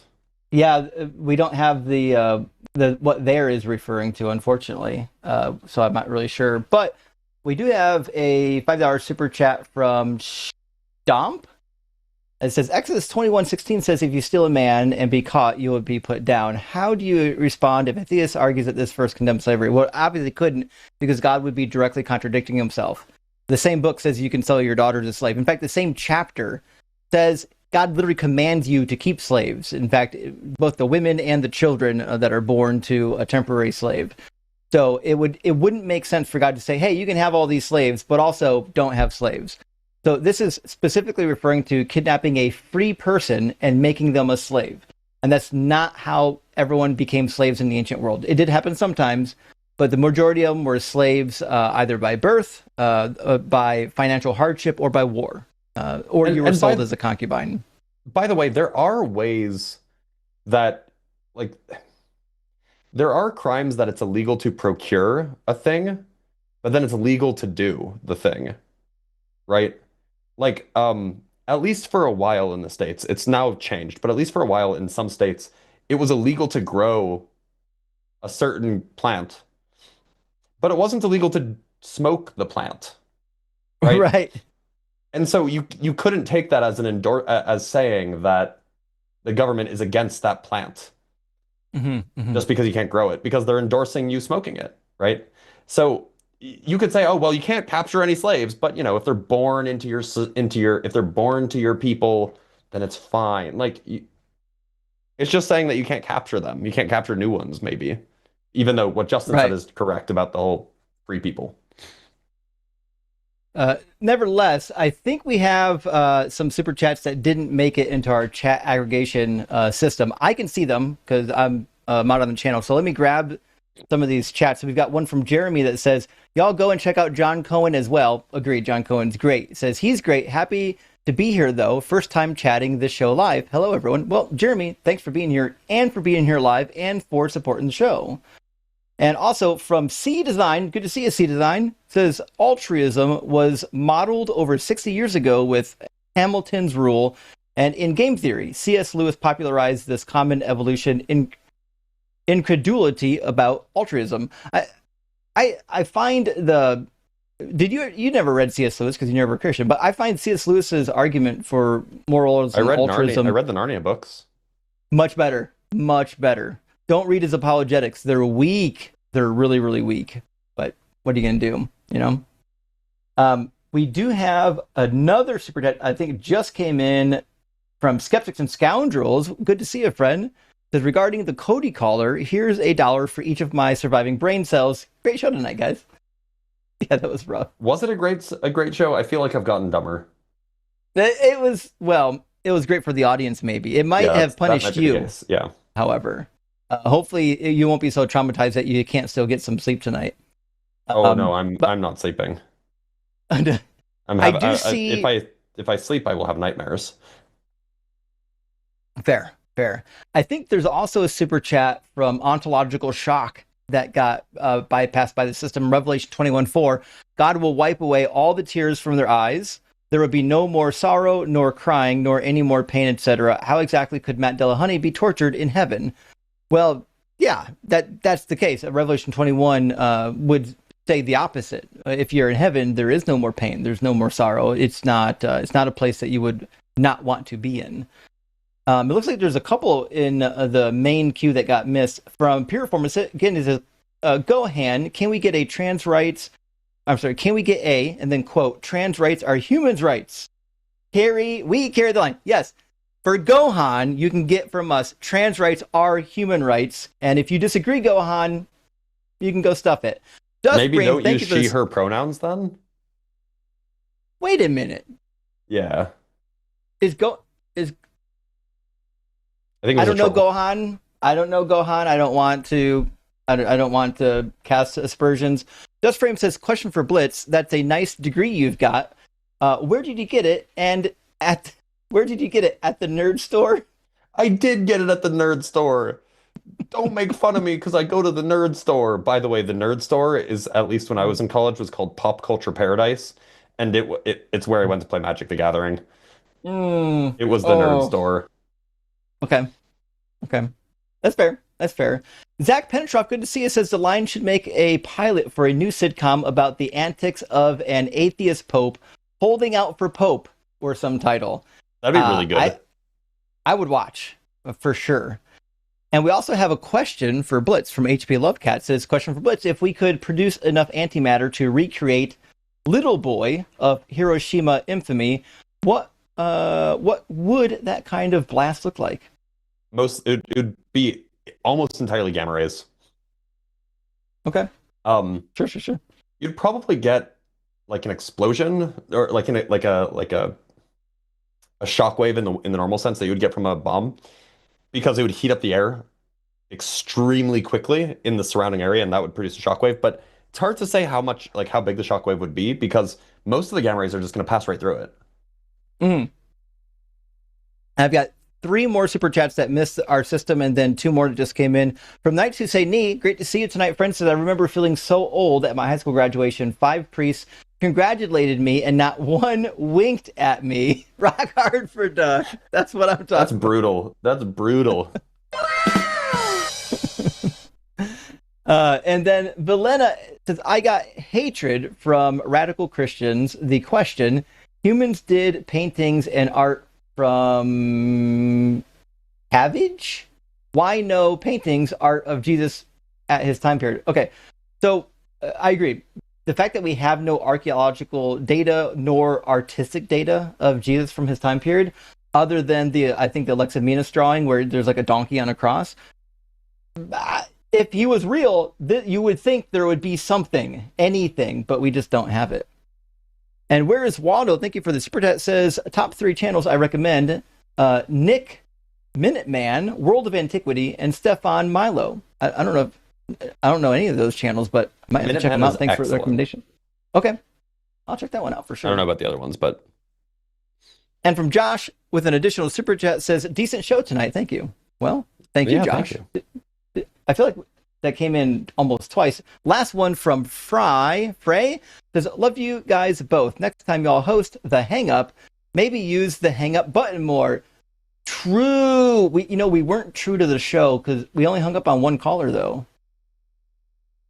Fair. Yeah. We got one at least. We got one. So we got one. I mean, it wasn't like we didn't have any. But friends, that's the end of the show for tonight. Thank you so much for sticking with us and liking and sharing and supporting the show. Make sure you go over to Dr. Blitz's channel, BlitzPhD, and give him a follow on all the socials, TikTok, YouTube, and make sure you're tuning in for the other shows. We got TACIS tomorrow night, and then we might have I think we have a Cus I Wanna also on Friday night. I don't think we have one for next Friday. And then obviously make sure you show up, show some support, support all the creators on the network, and we'll see you again next week. Actually, Matt will see you next week. I won't be here next week.